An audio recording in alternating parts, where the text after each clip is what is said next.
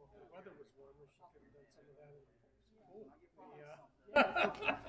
You got her all set. You're all set up for that. Too bad it's too cold. Yes, well, see, that is an advantage, in the summertime. So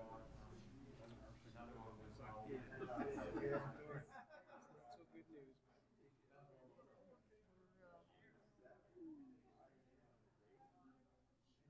We're happy to do it. That's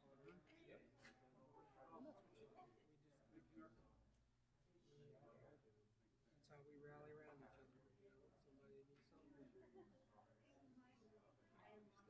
up. Fill the gap. Look out for each other. But yeah, it's a big. That's got to be a big adjustment. Well, the first adjustment was that she had two dogs. We were originally taking care of the dogs in her house. And about 2 weeks before she came to the house, we were working with the dogs who weren't familiar with us, didn't want to feed them, didn't want us to walk them, didn't want us to leash them. So we're getting it all right.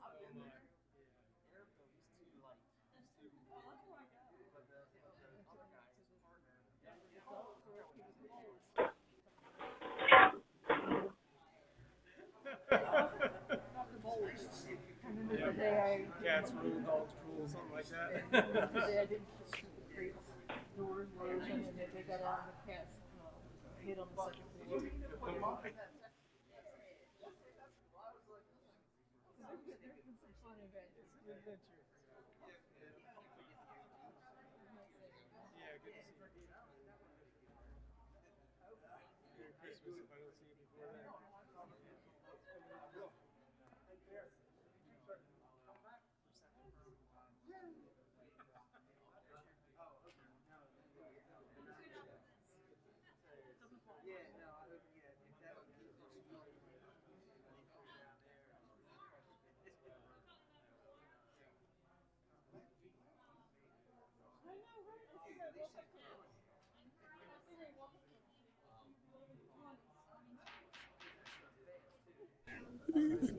Calls order Kent County Levy Court Combined Business and Committee Meeting, Kent County Administrative Complex, 555 Bay Road, Dover, Tuesday, December 8, 2020, Levy Court Chamber, Room 203 at 7 p.m. sharp. Mr. Pedamage. Thank you, Mr. President. Before we begin the combined business meeting and committee meeting this evening, just a brief word for everyone present here at 555 Bay Road and also our guests who may be joining the meeting via the conference line that's been published. Since this is an official proceeding of the Levy Court, it is being recorded, and we have a fairly good crowd here, although we're totally compliant with the COVID restrictions in the Levy Court chambers tonight. And we probably also have a fair number of people joining us on the telephone line. And so we would ask everyone, before they make any comments at the appropriate time during the meeting, if you could proceed your comments by stating your name and for the record, and also for those who may be on a phone line. And likewise, if they could provide that courtesy to us, we'll know who we're speaking with. Also, for those who are on the conference line, we're going to keep you muted and at various intervals and points in the meeting, when there's opportunity for public comment, we will invite you to provide public comment and we'll provide instruction. It's pretty simple. *1 on your mobile device will bring you into the meeting, and Mr. Kennedy, our operator, will be helping us manage that. We are adhering to all Levy Court published rules of procedure for this proceeding, along with the Mason's Rules of Order that Levy Court has adopted. Mr. President, back to you. Thank you, Mr. Pedamage. With that being said, we'll have an invocation by Mr. Howe. Pledge of allegiance to our flag by Mr. Buxton. Moment of silence for our troops and first responders. Mr. Sweeney, all rise.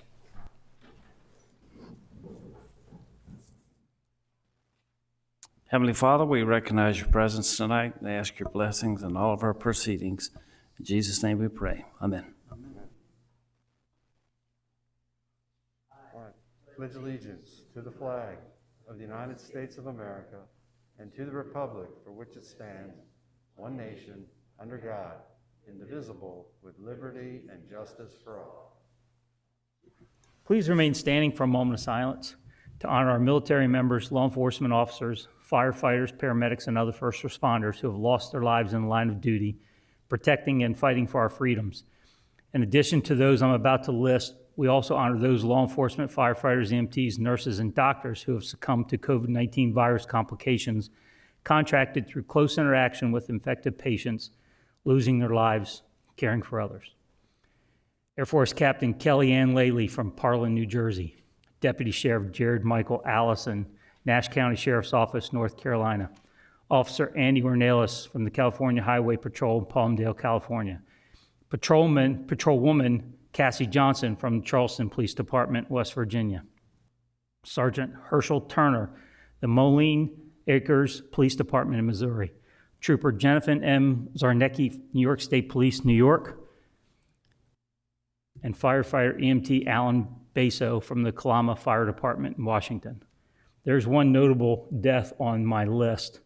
Trooper Jennifer M. Zarnecki, New York State Police, New York. Why she did not die in the line of duty. I thought it interesting that she died from cancer. That was directly related to her actions on 9/11 at Ground Zero. That cancer affected her life for the last 19 years. Please keep these officers, firefighters, military in your thoughts and prayers, and their families as we go into the holiday season, knowing that they'll be missing them and have their hearts broken because they're not around to share in the joy of this season.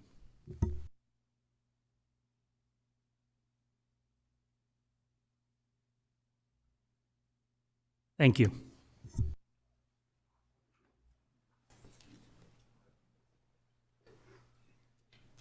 Thank you, gentlemen. We need a roll call to determine a quorum. Ms. Tanaka.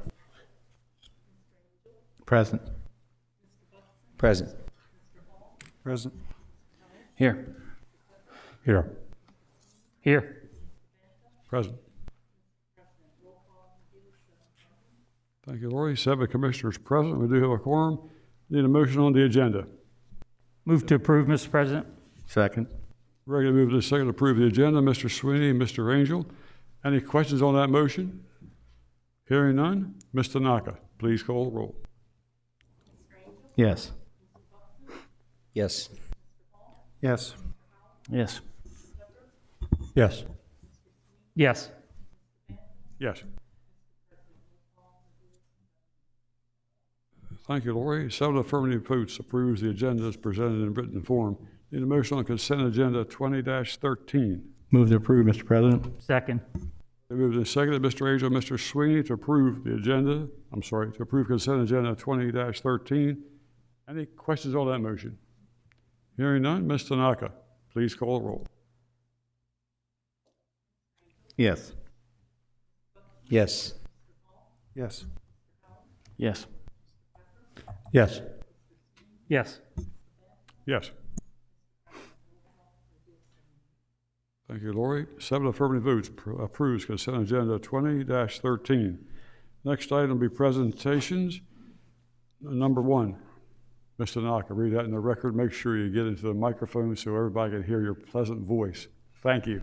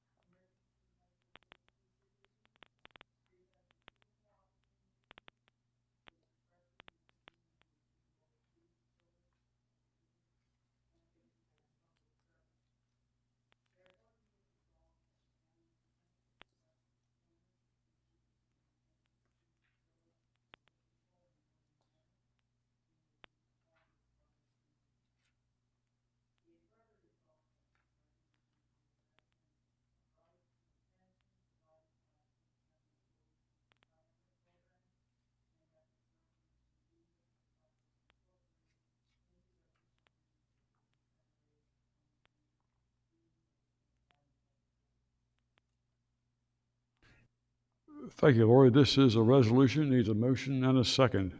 Move to approve Resolution 3814, Mr. President. Second motion. Been moved and seconded. Mr. Sweeney, Mr. Pepper, to approve Resolution 3814. Any questions on that motion? Hearing none, Mr. Naka, please call the roll. Yes. Yes. Yes. Yes. Yes. Yes.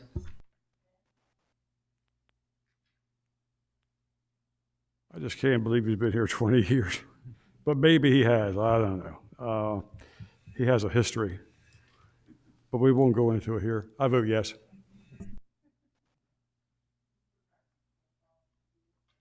Thank you, Lori. 7 affirmative votes approves the retirement of Bruce Chillis. So if Bruce is here, which I know he is, if he would come on down and see Mr. Pedamage, we will make a presentation to you and give you a retirement certificate, which means starting January the 1st, you can receive your check. Sir, good to see you.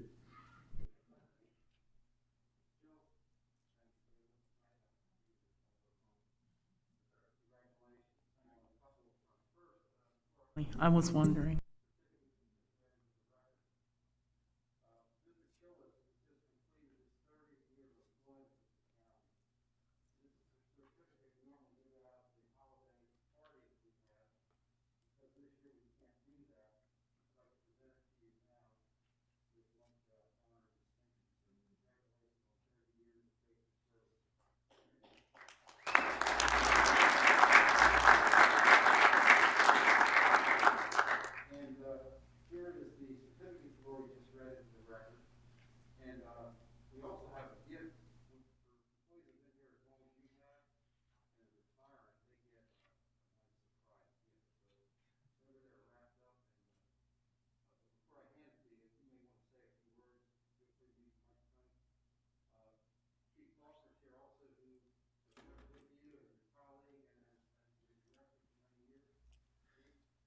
Thank you, Mike. Yeah, Bruce and we go back a long ways, over 30 years, but certainly 30 years with the county.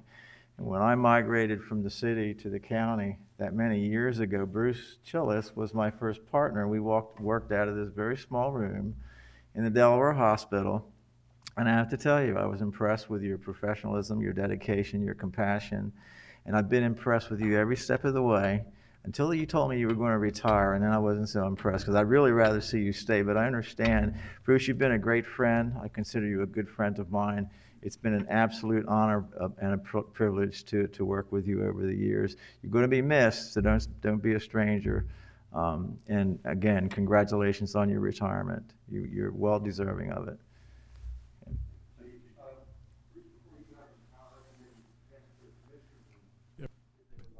Bruce, before the bells, Bruce, Bruce, I'll say one thing. I figured when I said 20 that you would normally your attitude normally cause you to jump up and say, whoa, whoa, whoa. It's actually 30, but it is 30, and I apologize, but that's what it is. Good job. We've known each other a long time. So, any other commissioners have any comments? I'm sure they do. Mr. Buxton. Sure, I'll weigh in about the time I was left behind at a scene on a ride-along, getting my first experience with what paramedics actually do. I didn't know they left commissioners, but they do. It's what it is. Hey, congratulations.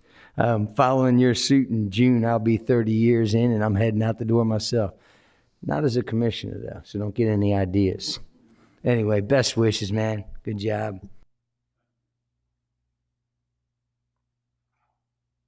Mr. Pepper? Well, I took the opportunity to ride along, and I rode along with Bruce, but I was a little bit smarter. Whenever they needed someone they rode in the ambulance, I drove the paramedic vehicle behind them back to the hospital. So I knew better than being left behind. But Bruce really opened my eyes that day. That was probably a really busy Saturday. At least it seemed busy to me. And going from one event to one scene to the next, and whether it's accidents or people with heart problems or drug overdoses or whatever. I think we tried to eat lunch 2 or 3 times and before we actually fit it in. So I really got a view of what the paramedics do, and I was really impressed. And Bruce, I hate to see you go because you're one of our most experienced and people we got out there, and one of the ones that's respected pretty much the most. So I really hate to see you go, but everybody's got another chapter in their life, and I'm sure you're eager to get to it. So the best of luck to you, and come back when you want to. And but like Chief said, don't be a stranger. Don't feel like you're on the outside looking in. You're still part of us. So come back. Best of luck to you. Mr. Sweeney. Thank you, Mr. President. Bruce, congratulations. You do realize that after 30 years, that your experiences, your feedback, your guidance has built the paramedic program into the success that it is today.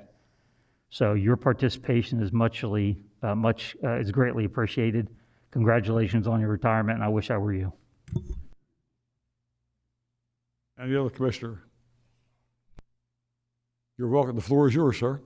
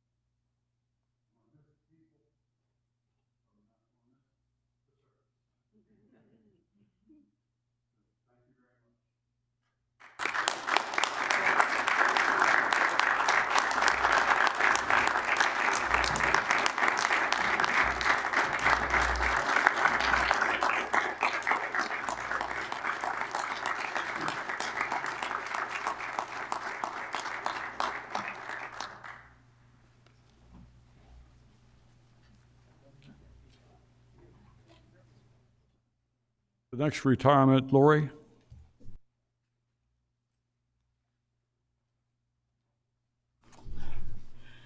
This is Resolution 3815, Retirement of Beverly Hay. Whereas the retirement of Beverly Hay, an employee of Kent County, State of Delaware, from her duties as Library Technician 2, Department of Community Services, Library Division, presents a suitable opportunity for expressing the esteem in which we hold Beverly Hay as a good and faithful public servant.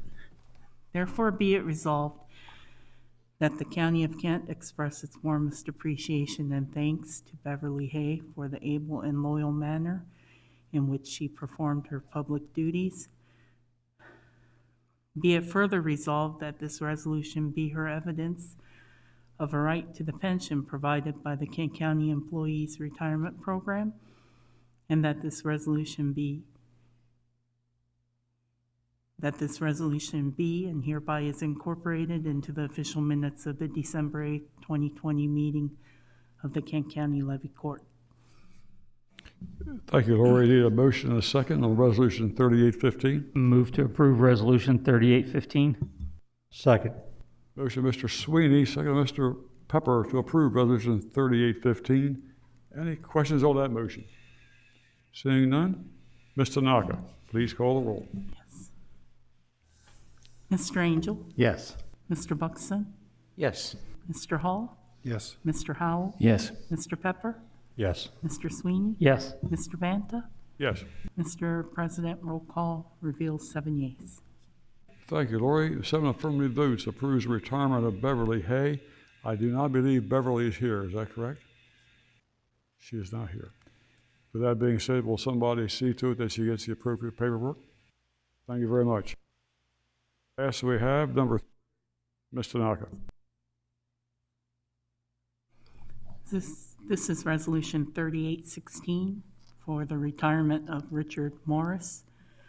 Whereas the retirement of Richard Morris, an employee of Kent County, State of Delaware, from his duties as Biosolids Specialist 2, Department of Public Works, Wastewater Facilities Division, presents a suitable opportunity for expressing the esteem in which we hold Richard Morris as a good and faithful public servant.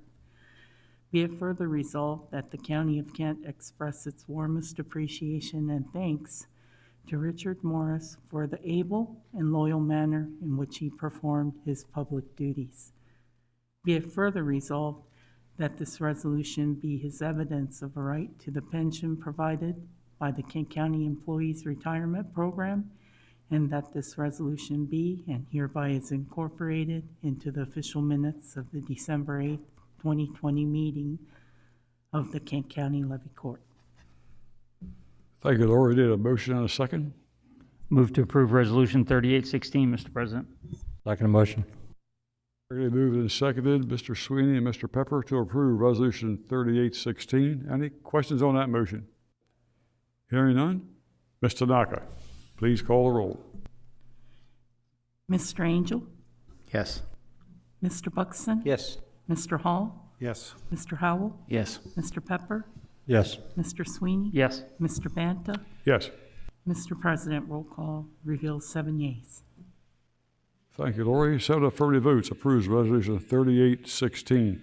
I do not believe that Mr. Morris is here tonight as well. Mr. Petamaj, can we see to it that he gets his authorization to retire? Thank you very much. On tonight, I think we have 6, Mr. Coelho. Please come forward and let us know who they are. Thank you, President Banta. Commissioners, yes, you do have 6 new employees to be introduced to tonight. The first group of 4 will be introduced by Susan Durham, Director of Finance. The 5th individual will be introduced by Diana Galt, Director of Public Works. And the final employee to be introduced tonight will be by Jeremy Shepard, Director of Community Services. Susan?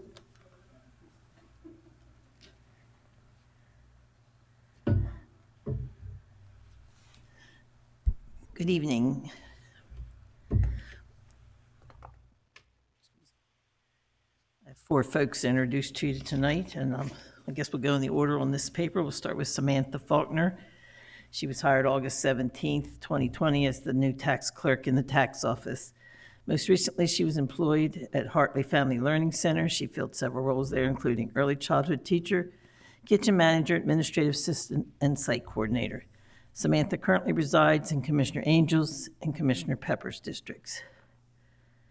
And Samantha is here. Hello. Good evening. Hello.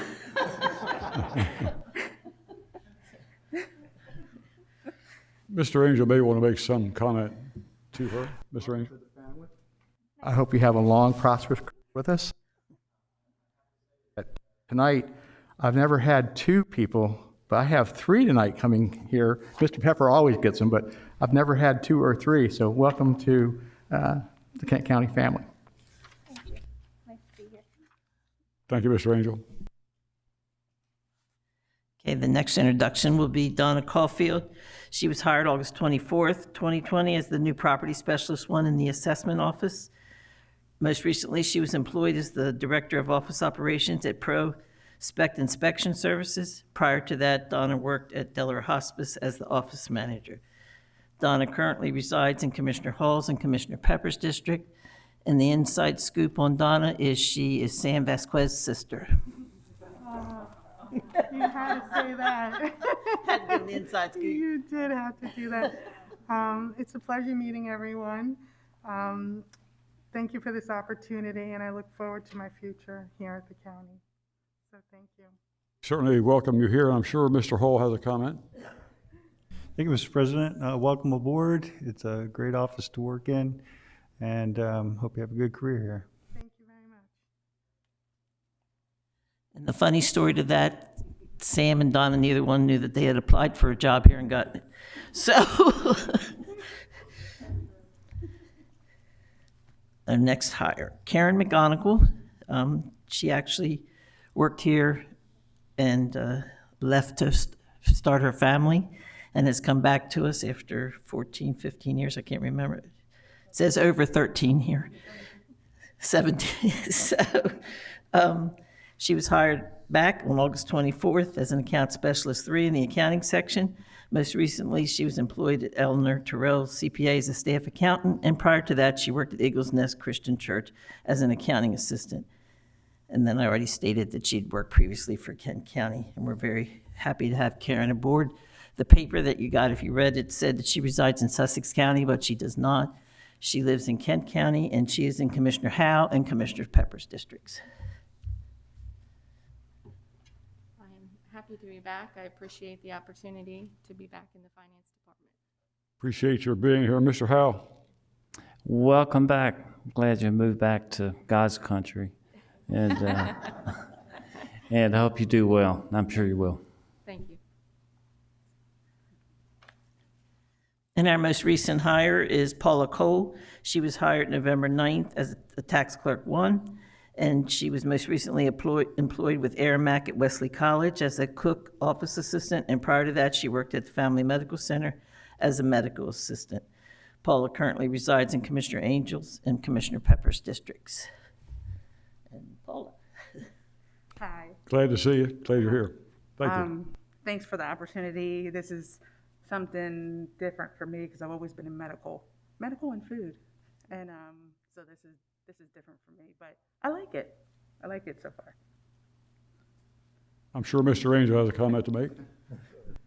Well, Paul, like I was telling the former lady, welcome to the family. I know you're going to be working with Susan and her department, and I know you'll be doing a great job for us, and I hope you have many years of success with us. Thank you. And that does it for us. Thank you very much.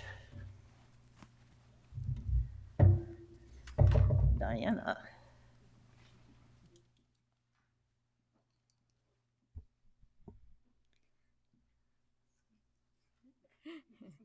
Good evening, Commissioners. Tonight I have with me Nami Bimba. She was hired on November 2nd as our secretary in the office in the engineering division. She most recently was employed with the U.S. Census Bureau in Tulsa, Oklahoma as a census enumerator. And prior to that, she worked as a secretary/treasurer for Billy Bimba Global Ministries. Nami resides in Commissioner Angels and Pepper's districts. Apology on the mispronunciation of your name. Would you like to say a few words, please? Yes. President, Vice President, and Commissioners, thank you so much for this opportunity to work here. As she said, my name is Nami. I tell people often it's like tsunami, rhymes with salami, so they can get my name straight. But the favorite thing about my job, outside of having a really amazing boss who's direct like I am, I love that about her, is I get to trash talk all day long and not get in trouble for it. So thank you for having me, and I look forward to spending more time with you guys here in the county. Welcome aboard. I'm sure that Mr. Angel has a comment. Yes, Nami, welcome aboard, and thank you for talking trash with us. We appreciate it. You're welcome. Thank you. Anytime. All done? Thank you so much. Thank you.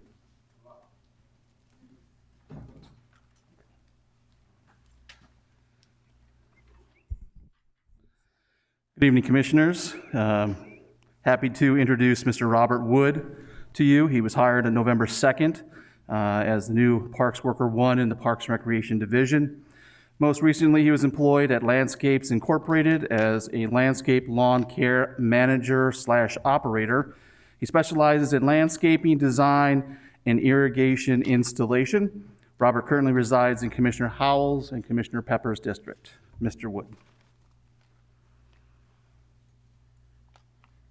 President, Vice President, Commissioners, thank you for the opportunity for working at Kent County, and I will do my best to keep your parks as clean and as pristine as possible. Appreciate you being here. Mr. Angel, I'm sorry, Mr. Howe. Robert, you'll be in good hands. I'm glad you're with us, and I hope you enjoy your stay here, your lengthy stay here. All right, so it's good to have you. Thanks. Thank you, sir. Thank you. That will conclude the introductions. We'll now go into our business session. First item is a public hearing. Ms. Golden.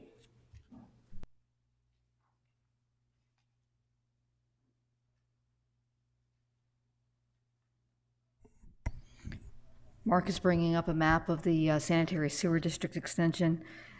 Tonight, this is a public hearing being conducted for the purposes of giving the citizens the opportunity to present testimony on the resolution before Levy Court.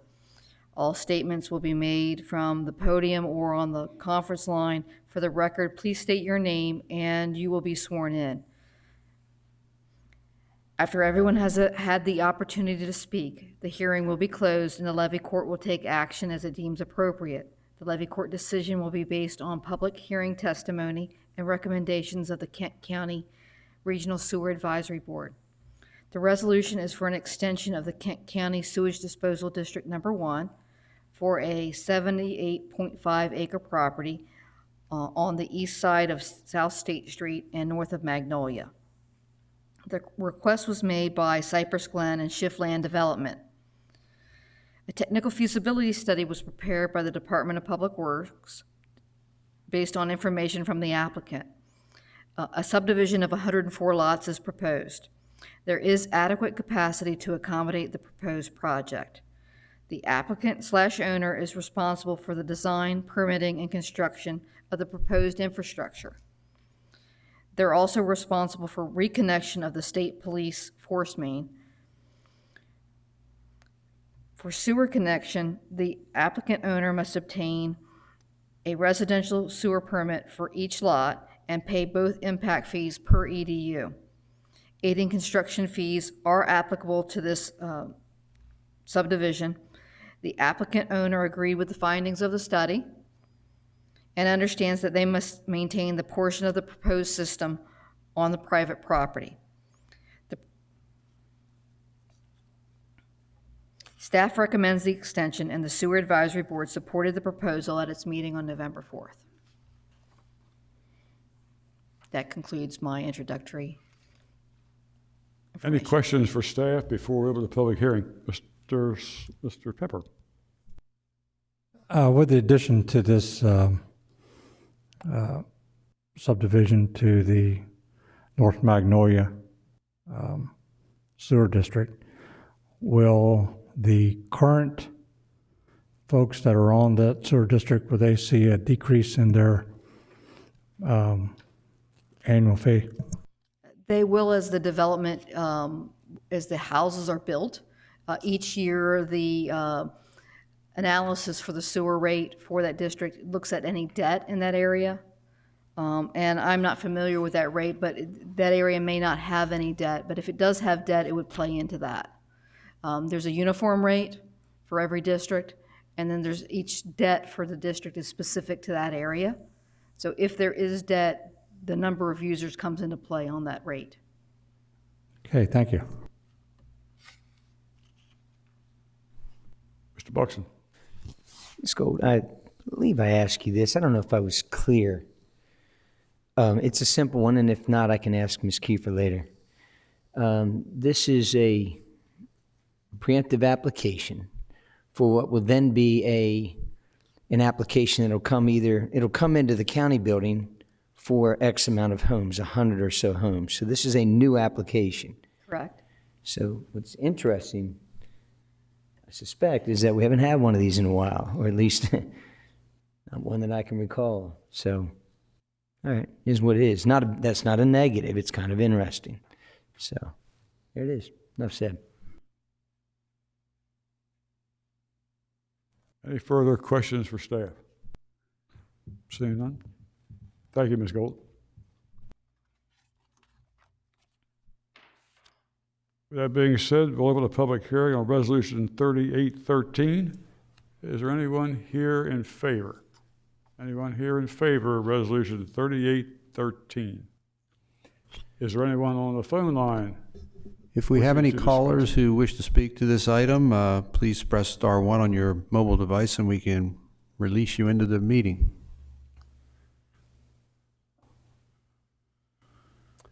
Doesn't appear, Mr. President, that we have any callers. Thank you, Mr. Petamage. No one else here in favor.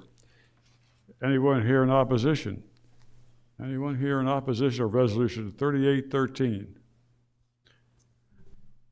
Anyone in opposition on the phone line? Similarly, if you wish to speak in opposition to this application before the Levy Court, please press star 1 on your mobile device and we can let you into the meeting.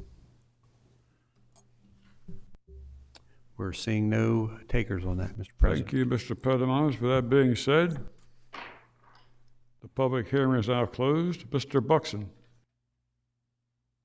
Thank you, Mr. President. I make a motion that we approve Resolution 3813. It's a resolution for a proposal to extend the county sewage disposal district number 1 pursuant to Section 4606, Chapter 46, Title 9 of the Delaware Code as amended, 3609 South State Street, Berkshire property, Magnolia North area, to include the recommendations A through D listed in the packet, and A through G listed on Section 2. And if I'm missing anything, Ms.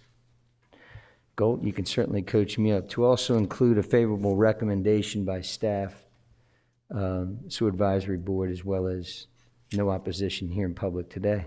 Hopefully that covers it all. Thanks. Second. Regularly moved and seconded. Mr. Buxton, Mr. Sweeney, to approve Resolution 3813. Any questions on the motion? Hearing none. Ms. Tanaka, please call the roll. Mr. Angel? Yes, reason stated by Commissioner Buxton. Mr. Buxton? Yes, reason stated. Mr. Hall? Yes, for reasons stated. Mr. Howell? Yes, reason stated. Mr. Pepper? Yes, reason stated. Mr. Sweeney? Yes, for all reasons stated. Mr. Banta? Yes, for the reasons stated by Commissioner Buxton. Mr. President, roll call reveals 7 yeas. Thank you, Lori. 7 affirmative votes approves Resolution 3813. That will close the public hearings. We will now recess into committee meetings. Thank you, Mr. President. I believe Ms. Crouch is here to make a presentation for maintenance. Yes, good evening, Commissioners. Tonight I'm here to recommend maintenance from Total Video Products. They installed the audio-video equipment in this room as well as the caucus room and room 221 and 220. Mark Kennedy, our media systems coordinator, worked with Total Video to replace this equipment. The equipment is an upgrade to not only audio-visual capture, but also the bulletin board signage, which is in this building as well as the library and the rec center, and streaming media. Technology has changed quite a bit over the last 15 years. It was 15 years when we built this building, and that's when we installed the last equipment. And so now the equipment that we have is more efficient and user-friendly. But with that more efficiency and user-friendly becomes a little more complexity with technology. It has been integrated into the county's network infrastructure, as well as TVP provided specialized programming to provide the functionality that we have today. Due to this integration and specialization, a maintenance contract with TVP is recommended to provide quick access and technology expertise to diagnose any and resolve problems in order to minimize any downtime of the various 200 various components. Key functions of TVP's maintenance agreement is they are to respond within an hour. From a phone call, they can either respond in email or they can log on remotely and help us out. If they can't resolve or get back to us within an hour, then they can be on site within 48 hours. TVP's maintenance also covers loaner of parts in order to get us back up and running. And they also come in once a year to look at the system and maybe clean out the fans and the equipment and that type thing. Maintenance also covers software upgrades for essential equipment.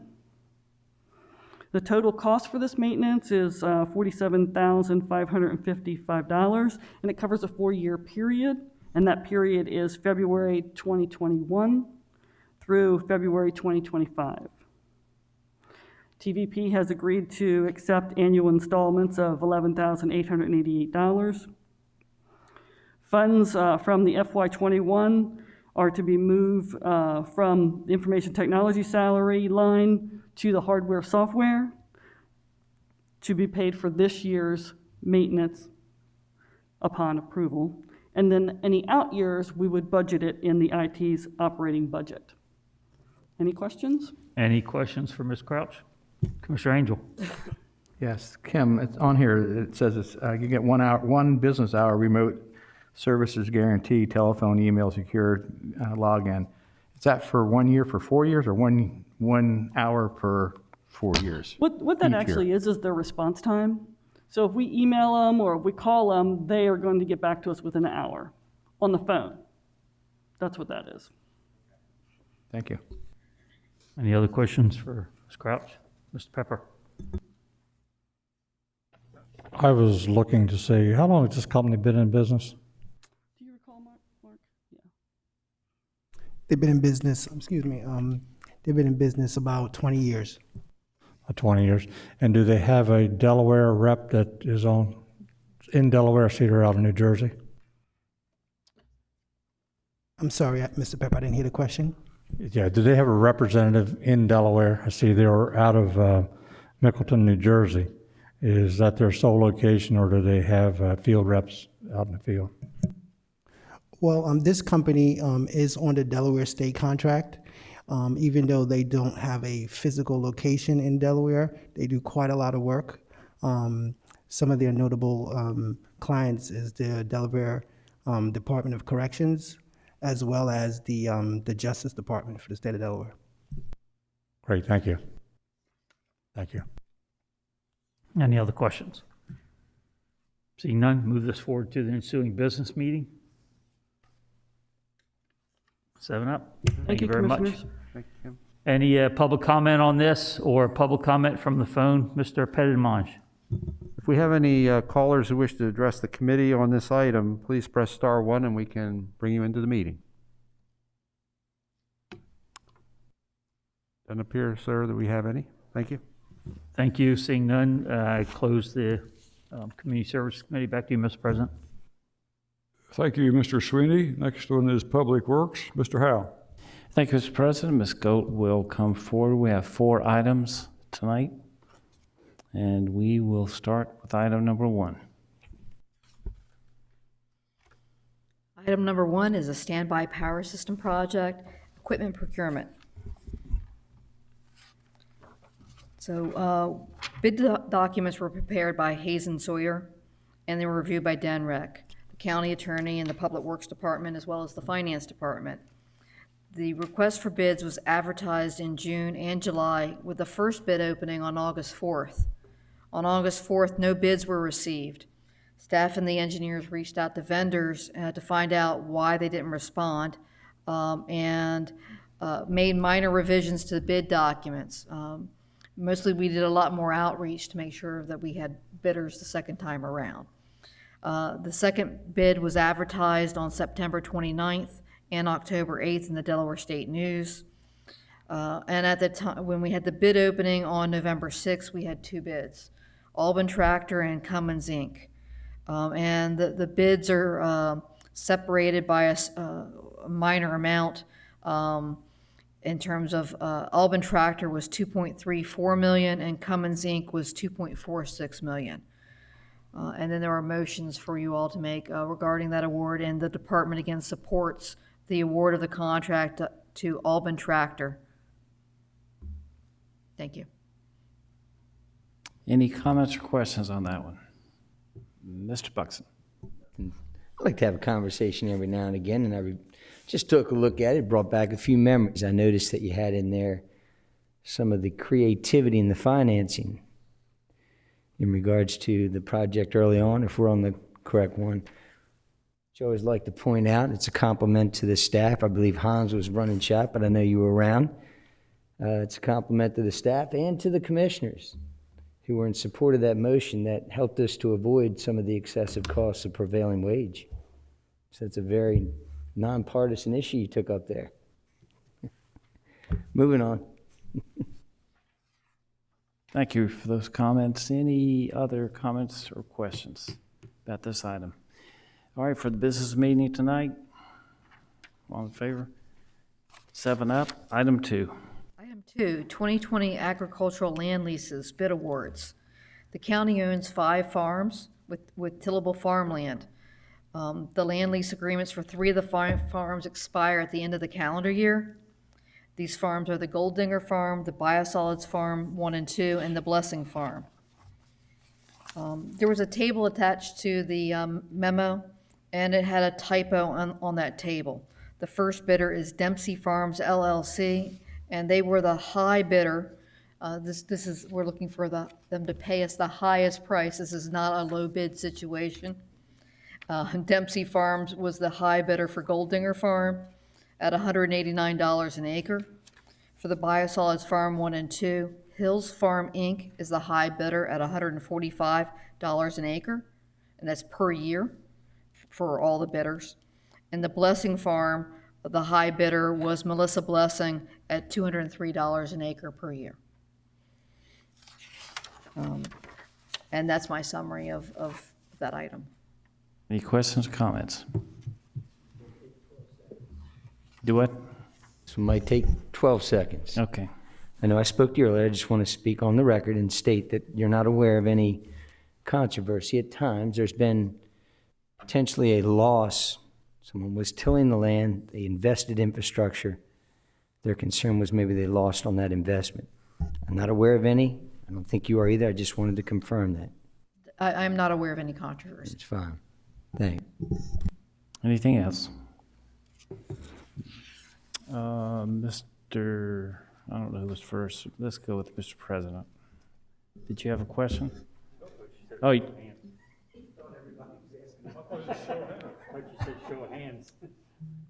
I can explain that.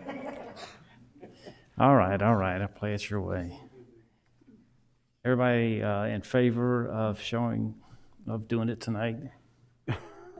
7 up. All right, let's go to item 3. Item 3, North Eurasian Basin Liner Project, Basin Inlet Valve Replacement. So we budgeted for a project to replace the liner. However, staff has concern about the valve that would be closed to this basin after we empty it out while we do the work, that it may not open again because of its age and its condition. So we've looked into acquiring a valve, and we did an invitation to bid on November 5th, 3 bids were received. The low bidder, this is a low bid situation unlike the farm leases, was Core and Main. Their bid is $88,884.45. Now this valve was not budgeted as part of the original project, and its installation would be done by the General Labor and Equipment Contract. That contract is currently held by George and Lynch.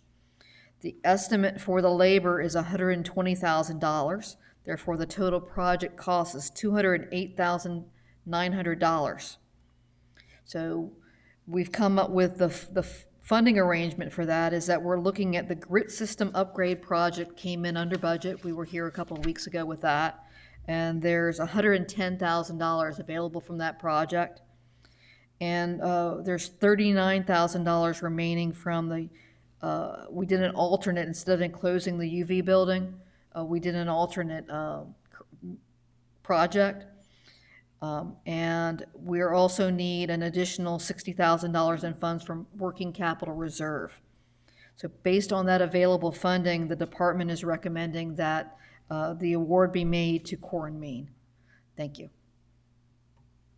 Any questions, comments? All in favor? Okay, Mr. Sweeney has a question. Ms. Gold, how's this going to affect the project on the North Basin itself? Is it going to delay it? It is delayed. Okay. Mr. Buxton? Maybe you're just being friendly, I don't know. All right, so all in favor of this being a business item tonight? 7 up. Next item. The 4th item is contract user agreements. There are actually 2 of them tonight. There have been a change of ownerships for 2 sites. Ridgewood Manor Mobile Home Park, their new owner is Ridgewood Manor MHC LLC. We sent them a new contract user agreement, and the new owner has accepted the language of the new agreement. And the second is 1886 Dover LLC. They are the new owner of the former PPG facility. And again, that agreement was reviewed with the owners. We're using standard agreements. And that one went through a review by their legal counsel, and their new owner has accepted the agreement. On December 2nd, the Sewer Advisory Board reviewed the proposals and supported their approval by Levy Court.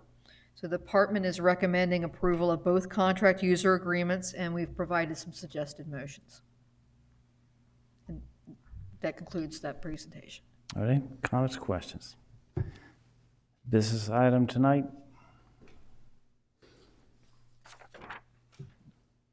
Mr. Pepper, you included in there? Okay, 7-0. Are there any questions or comments about these 4 items?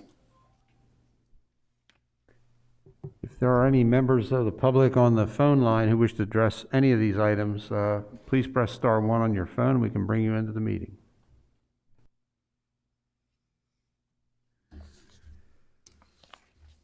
Mr. Chairman, it doesn't appear we have any takers. Okay. Mr. President, back to you. Thank you, Mr. Howell. Planning Services, Mr. Buxton. Thank you, Mr. President. I'm going to defer to Mr. Pettit-Demage, who I think can identify how we want to proceed. Yes. But it is a good time, right? The transportation time of the master plan. So, Mr. Pettit-Demage, please. Thank you, Mr. Buxton. I appreciate it. Mr. Kennedy, if you could cue up that PowerPoint presentation. You recall last week we met and discussed in committee the land use components of the master plans that have been developed for Little Heaven and South Frederica areas. And we talked about then the prospect of having DelDOT and Century Engineering here with us tonight to discuss with us provide an overview of the transportation elements that have been developed for this project. And DelDOT has been an invaluable partner in this effort. The projects that we're talking about are large in scale. They're long-term projects. They're going to build out over many years. But it's very important now that we get a good handle on the transportation impacts. And so I'd like to turn the floor over to Mr. Joshua Thomas from DelDOT Planning, and he will talk about the project, what they're doing, and also introduce members of the team from both DelDOT and Century Engineering. Josh, if you would. All right, thank you, Mr. Pettit-Demage. Good evening, commissioners. Good evening to Kent County staff and those in the room here with us today, and good evening to everyone on the phone listening in. Again, my name is Josh Thomas. I'm a planning supervisor with the State Department of Transportation. Eager to talk to you tonight about the Employment Center master plans. And as Mr. Pettit-Demage said, we're going to be presenting to you on the results of the transportation analysis. Essentially, these are the recommendations for future transportation improvements that we would have to make to realize the full vision of the master plan. So our partners at Century Engineering are going to lead our technical presentation this evening. And then, of course, DelDOT staff will be here to assist Century in answering any questions that you may have. So I'm going to talk a little bit about the project, and then I'm going to go ahead and actually introduce the team that's here tonight, and then we'll move on with the presentation. So as you are aware, we've been working with the county and working with the working group over the last couple years on this project as we looked at different iterations of the land use plans and land use forecasts. Then we spent a lot of time looking at what those forecasts mean for future traffic projections. And essentially that's what we're going to be talking about tonight, and looking at all the improvements we're going to have to make in the future. So as I said, without further ado, I'm going to go ahead and introduce the team that's here with me today. So we have our Director of Planning, Mark Cote. So he's the Director of our Division of Planning at DelDOT. We have, from the Century team, we have Ted Folietta back here. We have Drew Boyce, who you may recognize from a previous job. And we have Sonia Marichek Gowdy, who's going to be leading our presentation. Now, last but not least, we have Humaira Nabila, who is a new planner that's on my team at DelDOT. She started with me back in September. And I wanted to make a special introduction to her because she is my planner assigned to long-range transportation planning in Kent County. So she's a resource for you and for the Dover Kent County Metropolitan Planning Organization to talk about long-range planning issues and to actually look at programming projects and figuring out what we're going to do in the next 10 to 20 years. So I just wanted to make sure that you got a chance to at least see half her face, and I have to make COVID jokes. And just like I said, she likes to be called Nabila, so she's definitely a resource to you. So I just wanted to make sure I gave her a shout out this evening. So without further ado, I'm going to introduce Sonia, unless you had any questions from me before we got started. Okay, thank you, Sonia. Thanks, Josh. Thank you for having us here this evening. My name is Sonia Marichek with Century Engineering, and we reviewed the initial and revised land use maps, and we put that information into traffic analysis and a development threshold analysis. And I wanted to present those results to you this evening along with some of our next steps or recommendations. So the original land use plan was created for each employment center, and we took that information, we took the ultimate build out, and we prepared a traffic model with DelDOT planning. And so into that traffic model, we did one for Little Heaven, we did one for South Frederica, and then we put them together to see how the entire scenario flows together. And so our finalized model included a capacity analysis of SR1, all the ramps, and the existing and proposed intersections, looking at those in terms of delay or level of service. So how long you would wait, let's say, for example, at a red light. And so our traffic analysis showed that the ultimate build out of the land use plan, the proposed master plans, generated a considerable amount of traffic. And the existing transportation system would require major capital improvements in order to realize that full build out. The other thing that the traffic analysis showed was that actually the limiting factor on capacity of the transportation network was SR1, not the local road network, but actually SR1. And so we took a look at the analysis and we thought, well, we looked at how much capacity is required for the ultimate build out. What if we look at how much growth we can get out of certain improvements to the transportation network? And so we developed these development thresholds as a two-tier system. The first tier would be improvements typical for development, local roadway improvements. That would be like intersection improvements, connector roads, bicycle and pedestrian facilities. And then our second tier would be the major capital improvements. So the first tier, there we go. The first tier is, what can be built by modifying the existing road network and implementing the proposed local road or frontage road network that's shown in the master plan. And the second tier would be how much growth of the master plan can be built with a third lane addition to SR1. And the results were that, as we saw in the previous analysis, the capacity of SR1 was really, again, the limiting factor. Once we reduced the growth shown or seen realized out of the master plan, the local roads really just needed some minor capacity improvements.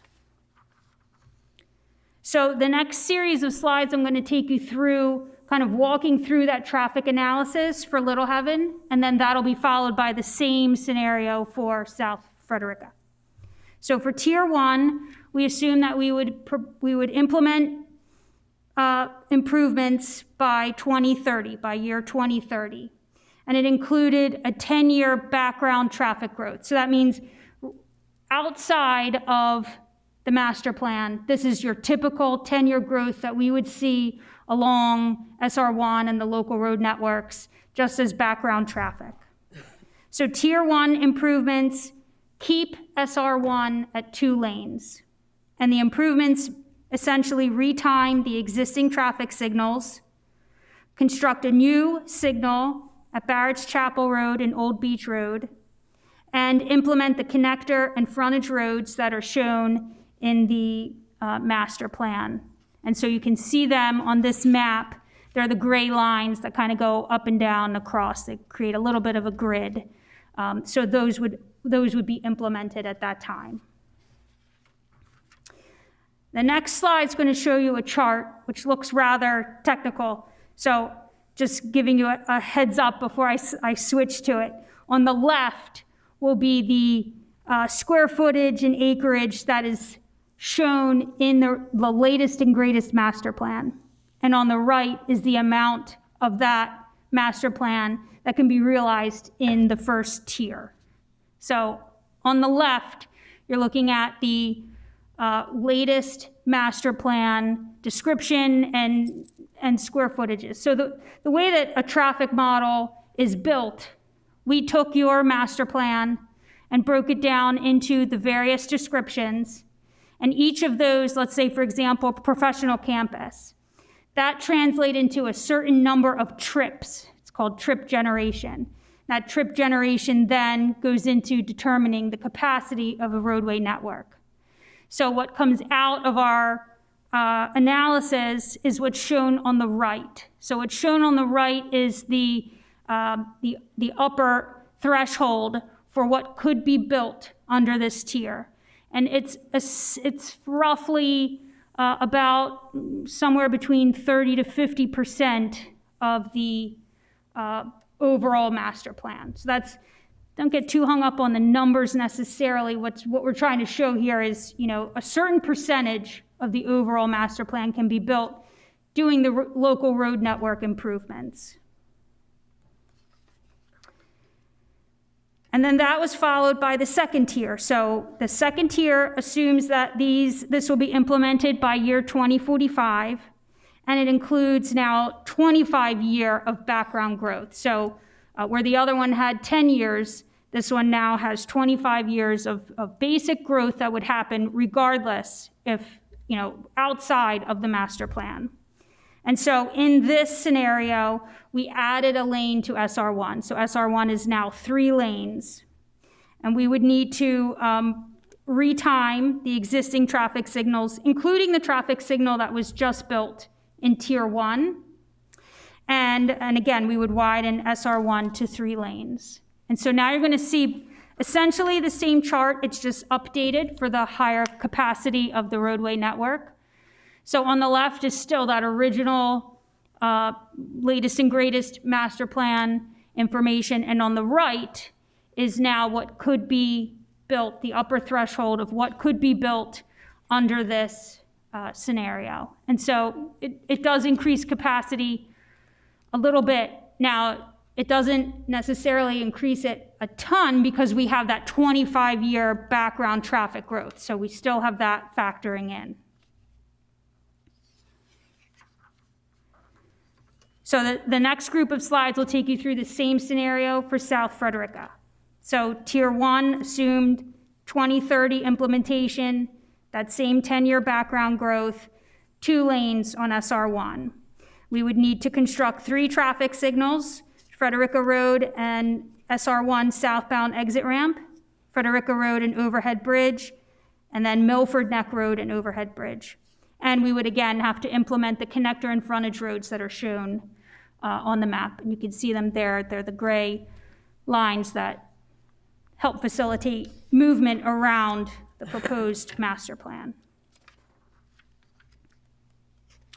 Oh, what happened to we are missing the right side of the slide. So I apologize for that.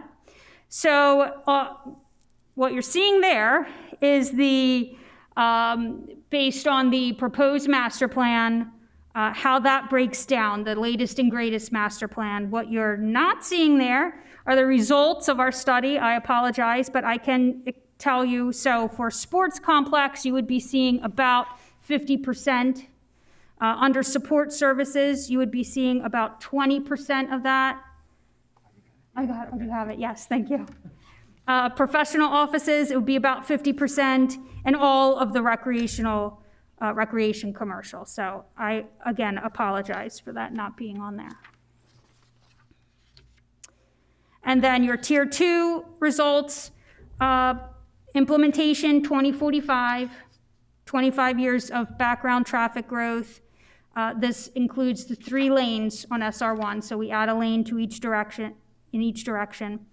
And the improvements, we would retime all the existing traffic signals, including the ones that were put in under tier 1, and the widening of SR1.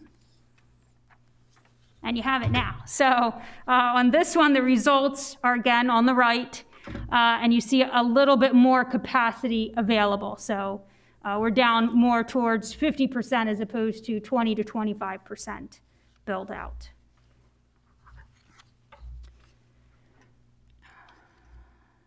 So our next steps would be formal adoption of the master plans. Our traffic analysis will be an appendix in the comp plan. We provided a memo to DelDOT to be included in working with the county. And we would recommend considering a formal transportation improvement district, or a TID agreement, be put into place with DelDOT. This would help define future roadway system improvements, and it would leverage this study to avoid future traffic impact study requirements. It would also help establish the distribution of costs through the assessment of transportation system impact fees. And that's what I have. Are there any questions for Sonia? Commissioner Buxton. I'm sorry, Commissioner Sweeney. No, Mr. Buxton, you want to go first? Who pays for all this? I see if you go back one slide, it states that the established distribution of costs through assessment of transportation system impact fees. I'm assuming those impact fees go to the developer. Are some of these fees going to be prohibitive to the developer to entice them to move into the area? Perhaps Josh would like to answer that. Thanks, Josh. Sure thing. Once again, it's Josh Thomas speaking. It depends on whether you go into a formal transportation improvement district adoption or not.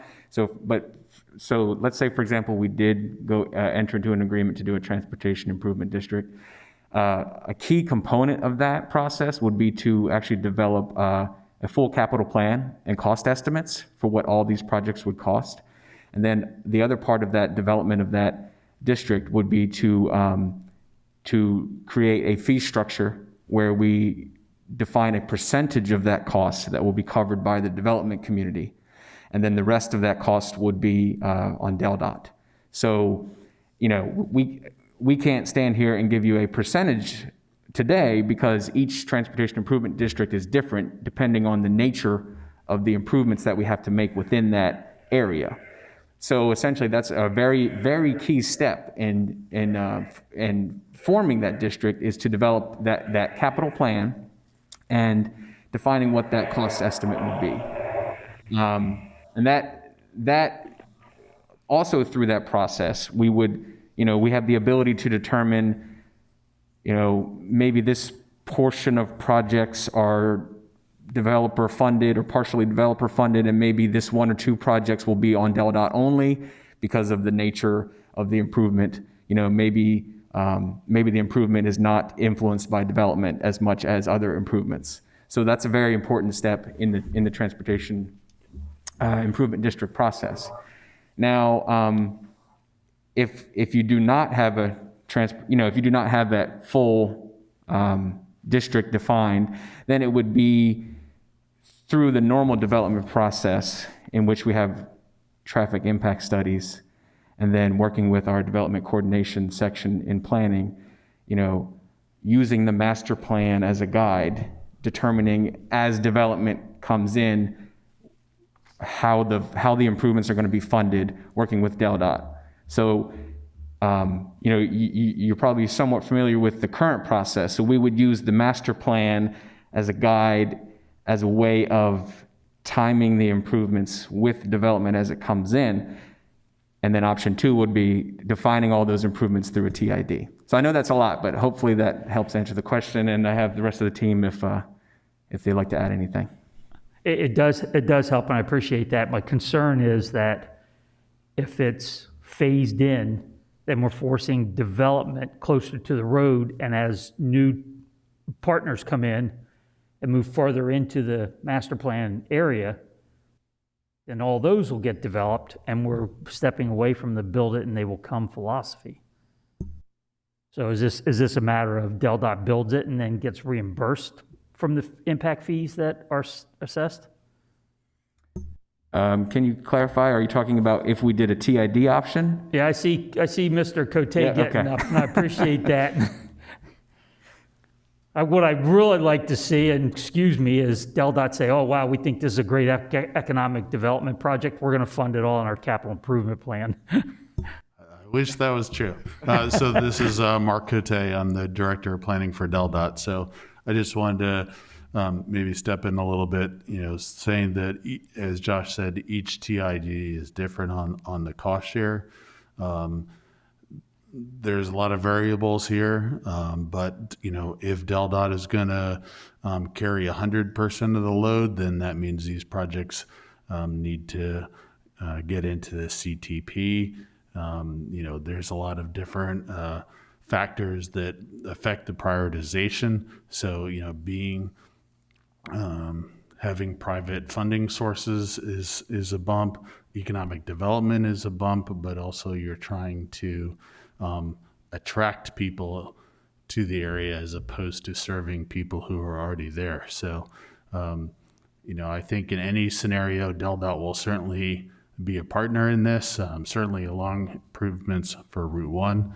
But if DelDOT is the sole payer for all these improvements, then it's going to take quite a while. Thanks for the answer. I appreciate that. Between you and Josh, I think I got what I needed. Sure. Other comments, commissioners?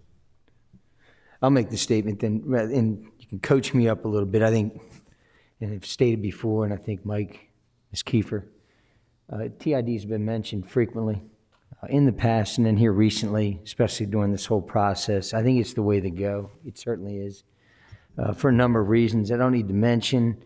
I would assume DelDOT is in agreement with that, and then the question becomes, where are we stuck? Why are we stuck? Are we slow to get this thing going as far as the TIDs? Maybe that's not the right question. What do we need to do to get this TID completed? How about that? Yeah. You are, this is Josh Thomas again, you are taking the right steps to get this completed. And obviously this is sort of a, just not an official answer to that question, but you're not slow to adopt it, because essentially TIDs were only authorized, in state code. Well, I don't know the exact date, but not that long ago.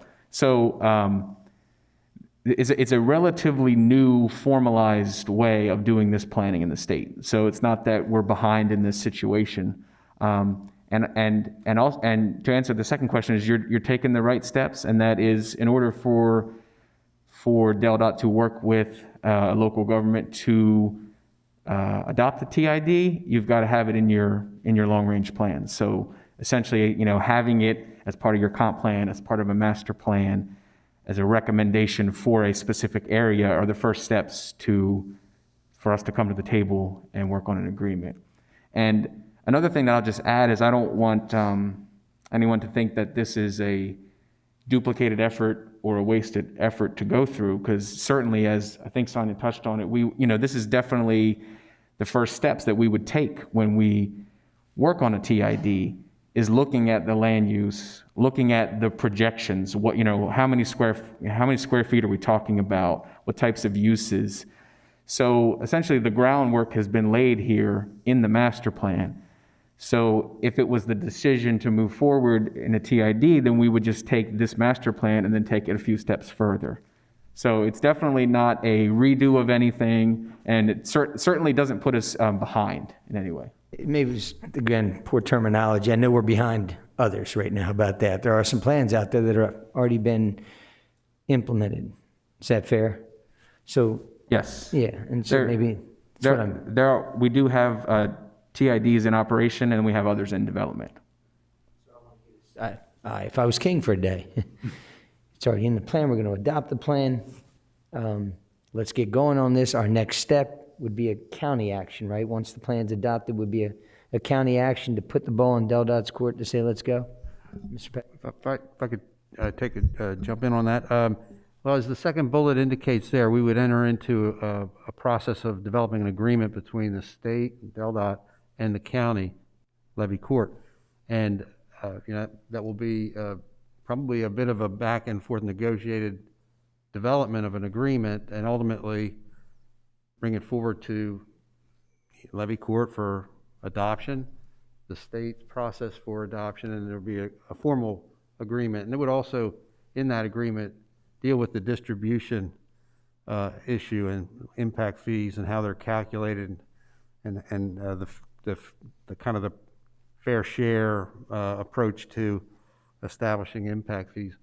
So I think, as Josh said, we are on the right path. This is a long-range plan, 25-year plan, and it's the best approach, I believe, for us to see that vision that we've created become a reality, because we have to keep transportation and land use connected, and we see the problems that happen when development gets too far out, and then we have highway capacity issues. We can't keep up. Then the cost is on the state or the federal government or the collective us to solve it. This is a way to cost share it and build that process. It begins in that first tier where normal development improvements are occurring.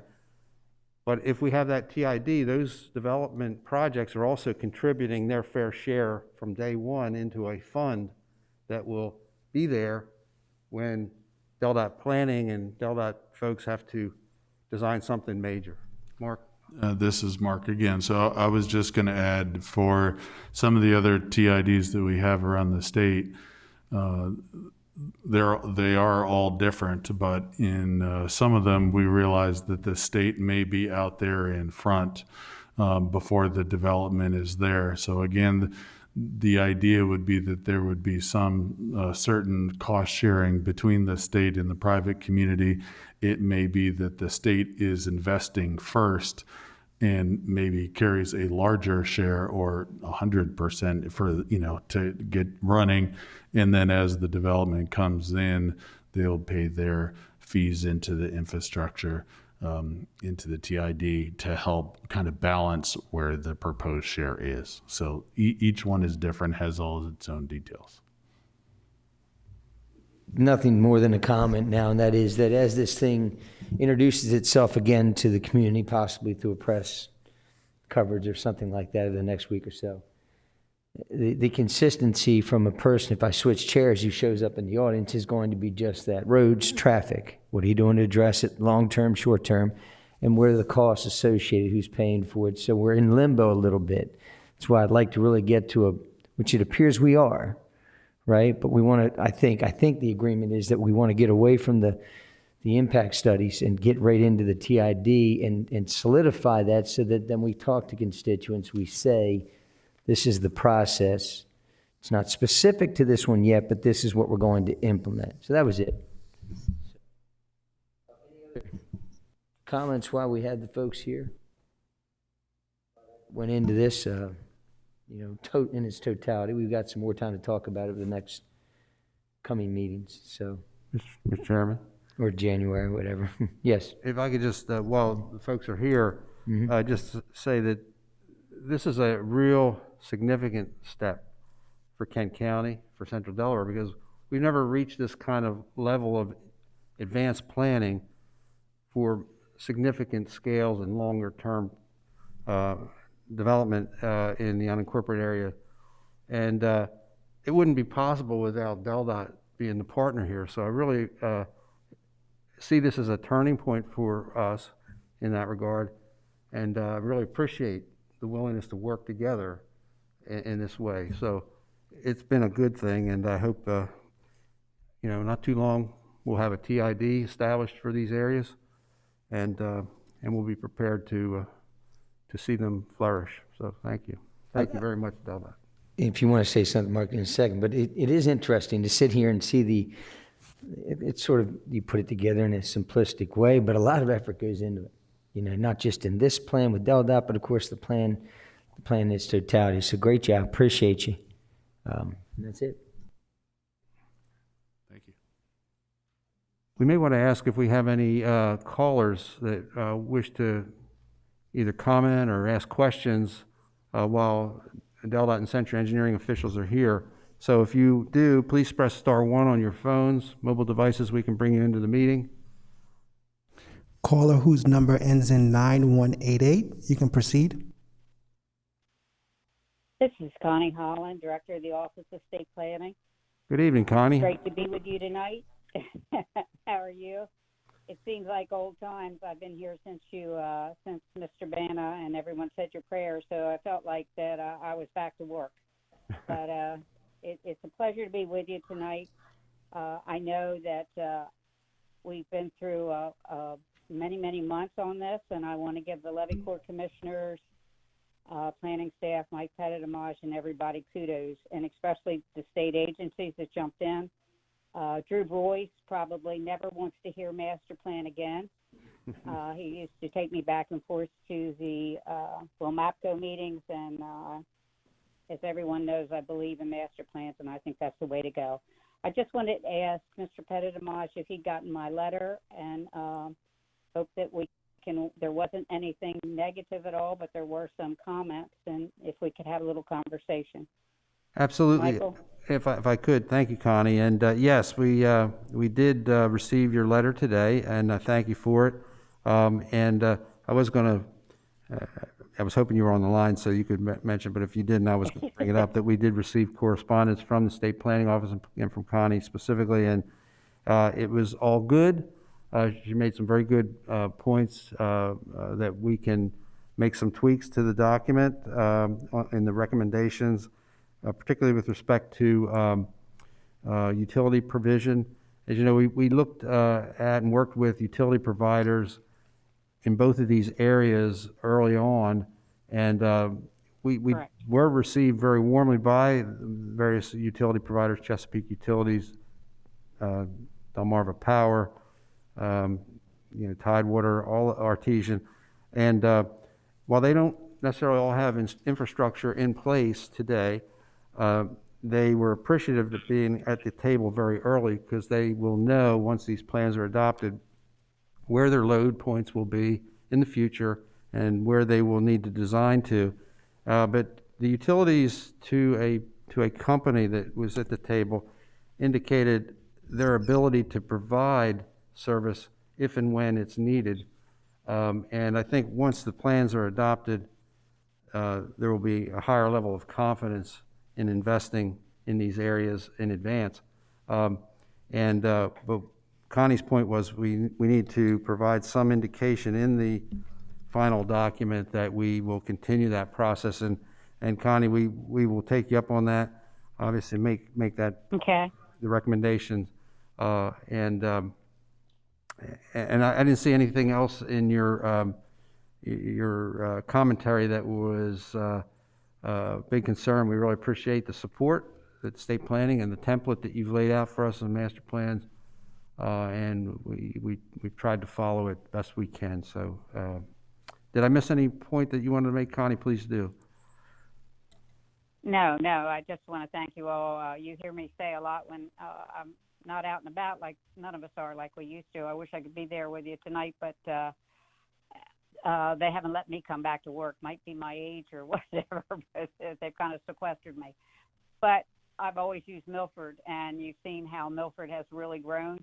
and prospered with a master plan. And I'd love to see I can now use Kent County as another example of how master plan can work. And you couldn't work with a better group than the DelDOT group that you have with you tonight. They know the ins and outs of it, and they're a good group, and they certainly did help with the Milford plan too. So go forth and prosper, Michael.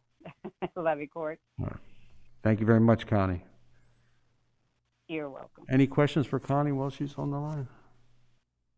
Good to hear from you, Connie. Haven't seen you or talked to you for quite a while, but glad you're on the phone. Thank you.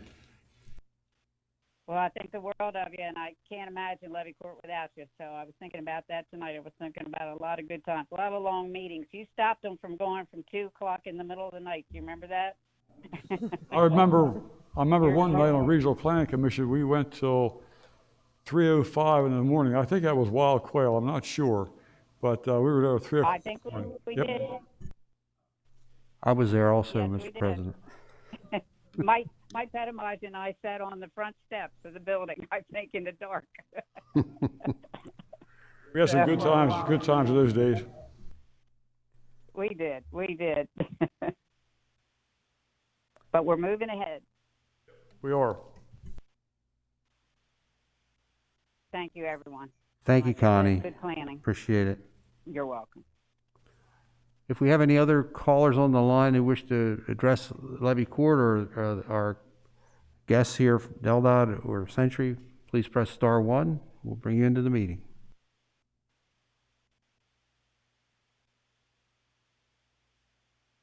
Doesn't appear we're seeing any additional callers. Mr. Buxton, if you turn the floor back to you. Thank you, Mr. County Administrator Mike Pettit-Demage. I believe that then covers the public comments, and I guess we're set to move on. Yes, it just next step will be for us, public hearing next week is scheduled for the review, official public comment, and potential adoption of the 2 master plan areas. Thank you.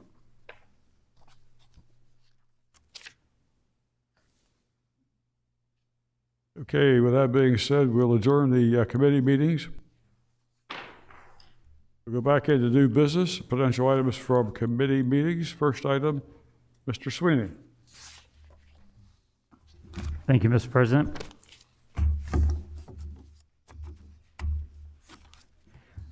This was an item on the committee meetings earlier. I moved to approve maintenance coverage with Total Video Products for the audiovisual support totaling $47,555 for a 4-year period covering February 28, 2021 through February 28, 2025, funded by IT's operating budget, and authorized the president of Levy Court to sign necessary documents.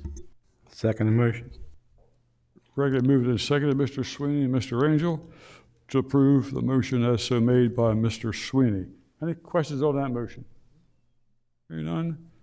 Ms. Tanaka, please call the roll.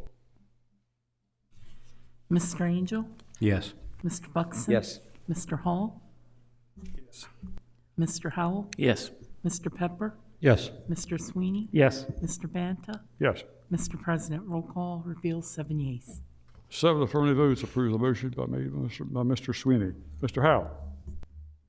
Thank you, Mr. President. 4 motions to make. First one is I move to award the generator equipment procurement contract to Alban Tractor LLC DBA Carter Power Systems for a total amount of $2,340,000 for the standby power system project utilizing DNREC SRF loan funds and contingent upon DNREC concurrence to funding sources Delaware Water Pollution Control Revolving Fund loan, and authorize the president of Levy Court to execute the associated contract documents for the equipment procurement and association loan documents.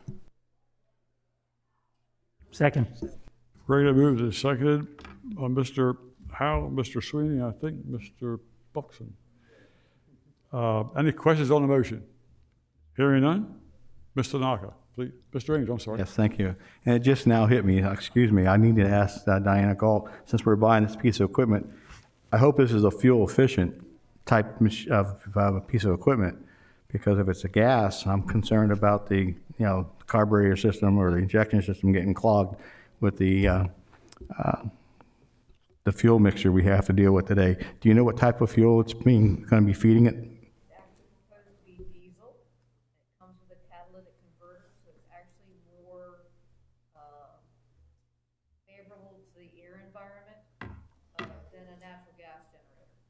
Thank you. That's what I wanted to find out. Thank you. Any other questions? Mr. Naka, please call the roll.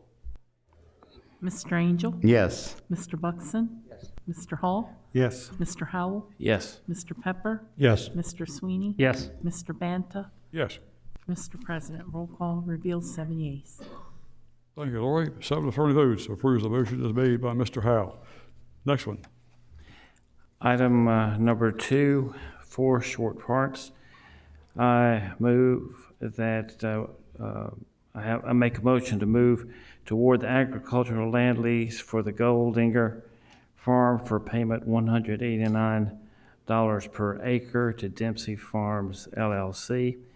Move to award the agricultural land lease for Biosolids Farm 1 and 2 for payment of $145 per acre to Hill Farms Incorporated. Move to award the agricultural land lease for the Blessing Farm for payment of $203 per acre to Melissa Blessing, and authorize the President of Levy Court to sign the associated lease documents. Second motion.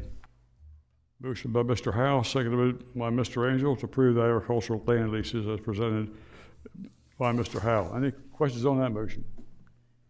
Seeing none, Mr. Naka, please call the roll. Mr. Angel?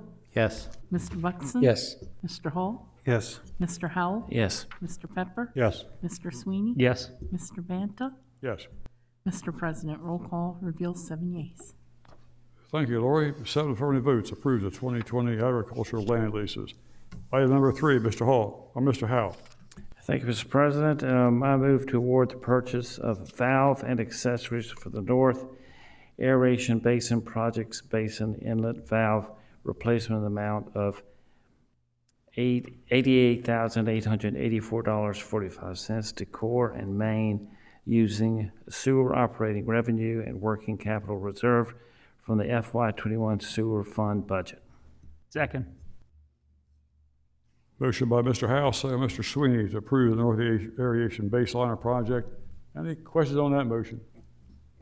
Hearing none, Mr. Naka, please call the roll. Mr. Angel? Yes. Mr. Buxton? Yes. Mr. Hall? Yes. Mr. Howell? Yes.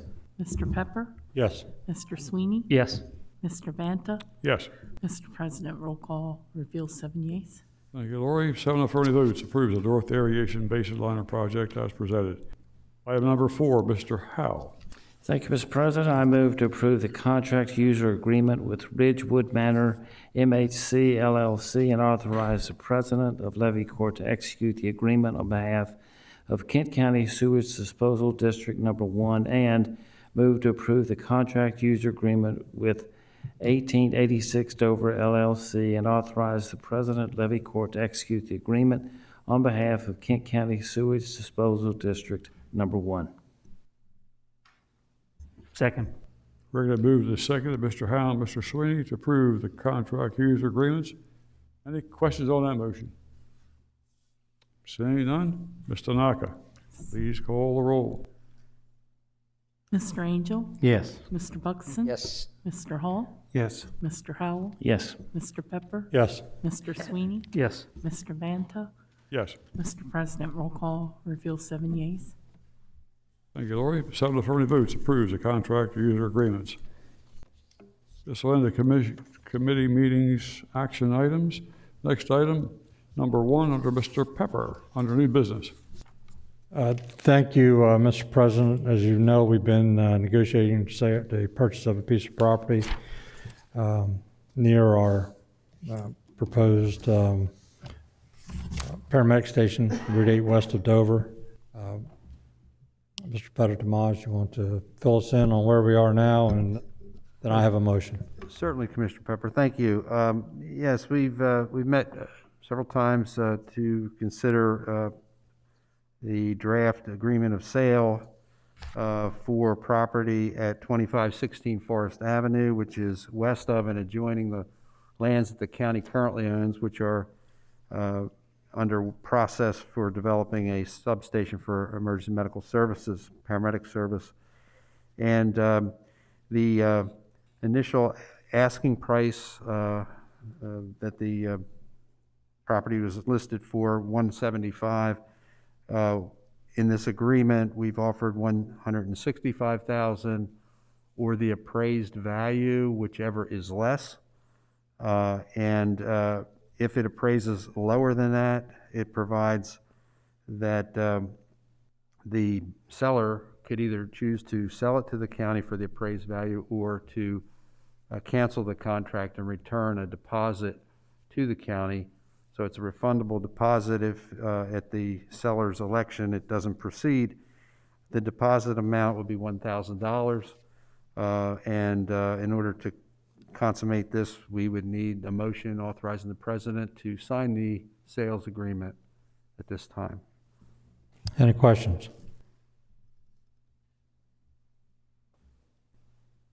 Seeing no questions,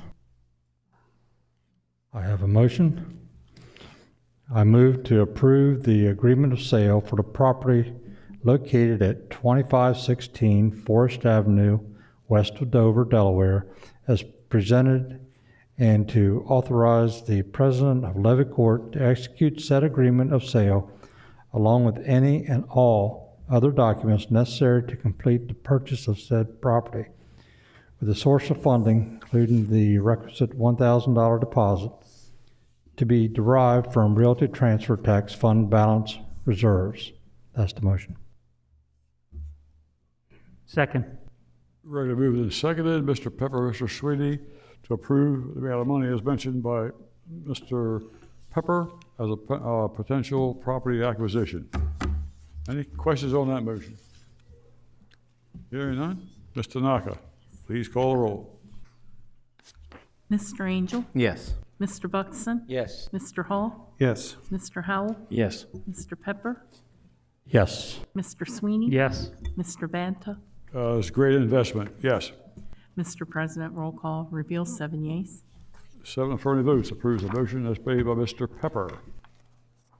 We do not have any other business in the executive session. Next item is number 2, a COVID-19 response discussion. Mr. Pettit-Tomaj. Mr. President, did that include a motion for next week? Oh.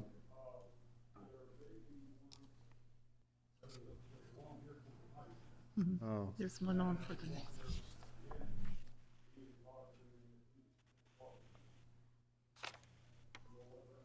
I'm sorry? Oh, we have one on, because it's a combined meeting next week. We have a We don't need to do a motion tonight for next week. Is that what you're saying? Mm-hmm. Okay, sorry.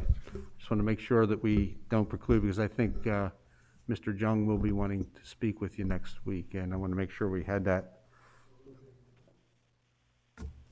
for the 15th. So it'll just be on immediately following? I thought you had to do it in advance. No? Okay. No. You need to have an executive session tonight? No, next week. Next week. It'll be on the same way next week. For next week, okay. My apologies. Just want to make sure we didn't miss something. Okay.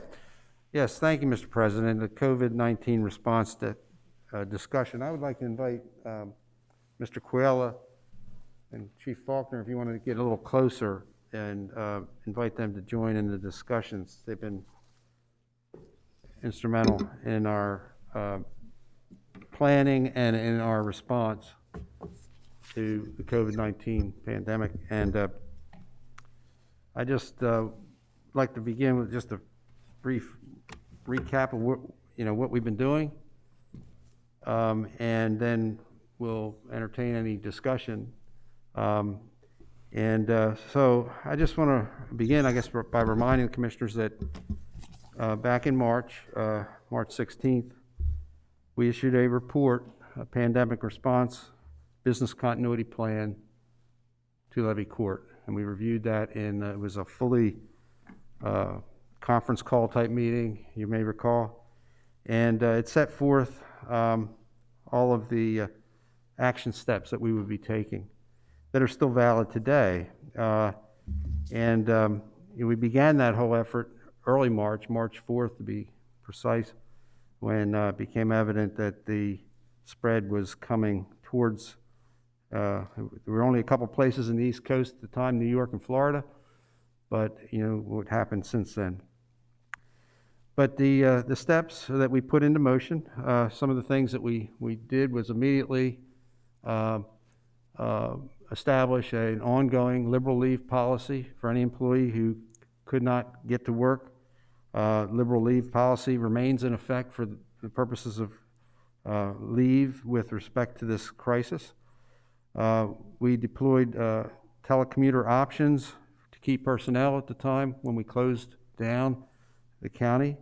And that was based on the type of work that the individual did and also the availability of technology to enable them to work remotely. We did not have unlimited resources, but we did deploy considerable numbers of mobile devices to enable people to work remotely. The Division of Facilities Management was elevated to essential employment status. They're normally not under the code. Our Public Safety Department and wastewater treatment plant are essential, but we elevated facilities management for obvious sanitation details that they do, and they remain in that mode today. We established a drop box for all sorts of business transactions, sewer payments, tax payments, dropping off deeds, dropping off building permit applications, all those sorts of things. Was originally the Chris White vehicle. It's been replaced with a real drop box. It's still out there today and will remain out there, and it's in use every day. That just prevents people from having to come in the building and actually transact. We're open now, but we're still seeing use of that option, and we promote that.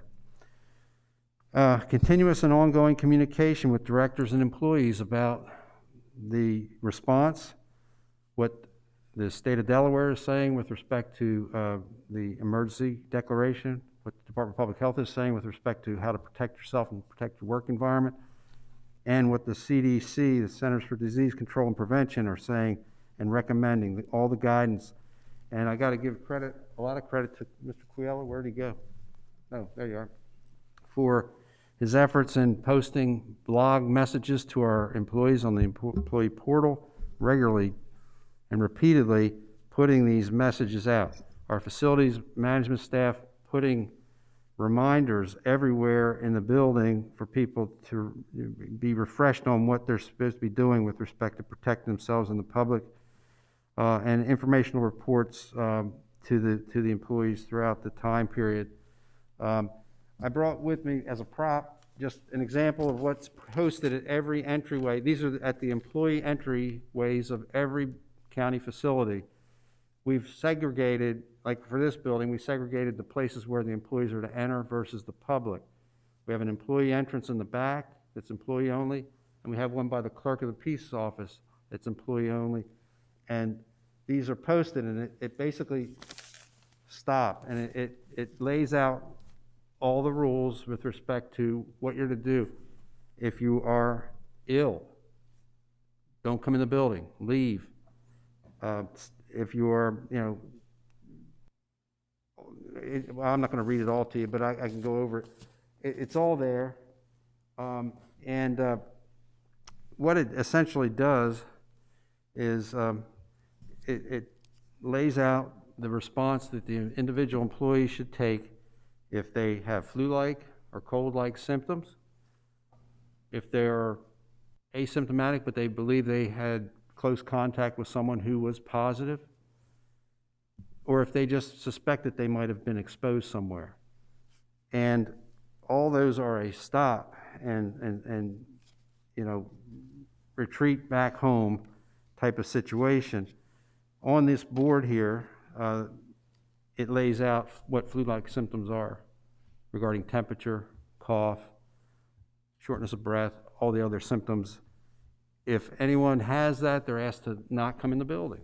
Go back home, get tested, stay in quarantine until you get a negative result, and or you're advised by a medical professional that it's safe to return to your normal routine. There are 3 basic questions that are posted at these places that I think by now most employees know them intuitively, but they were there to read. And have you been instructed to be on quarantine by a health professional? The answer to that is yes, you're to leave. If you have traveled out of the country the past 14 days, you need to leave and be quarantined. If you have had any contact with a positive COVID person, you are not to enter the building. It's reiterated in all sorts of places. If your answer to those questions is no, you proceed to work. The first thing you do is you get temperature checked, every employee. And then if you check and you're not feverish, you get one of these wristbands. And they're color-coded depending on the day. And that's kind of a self-policing type of thing that all your other employees can see that you were tested. And if you weren't, you can say, hey, where's your wristband? Did you get your temperature checked? We've been doing that. And all the various departments have the temperature gauges and also the wristbands. And we're doing that. I mean, do you have one of these on? Actually, I do not, but I'll look into it. Alan has it. And so,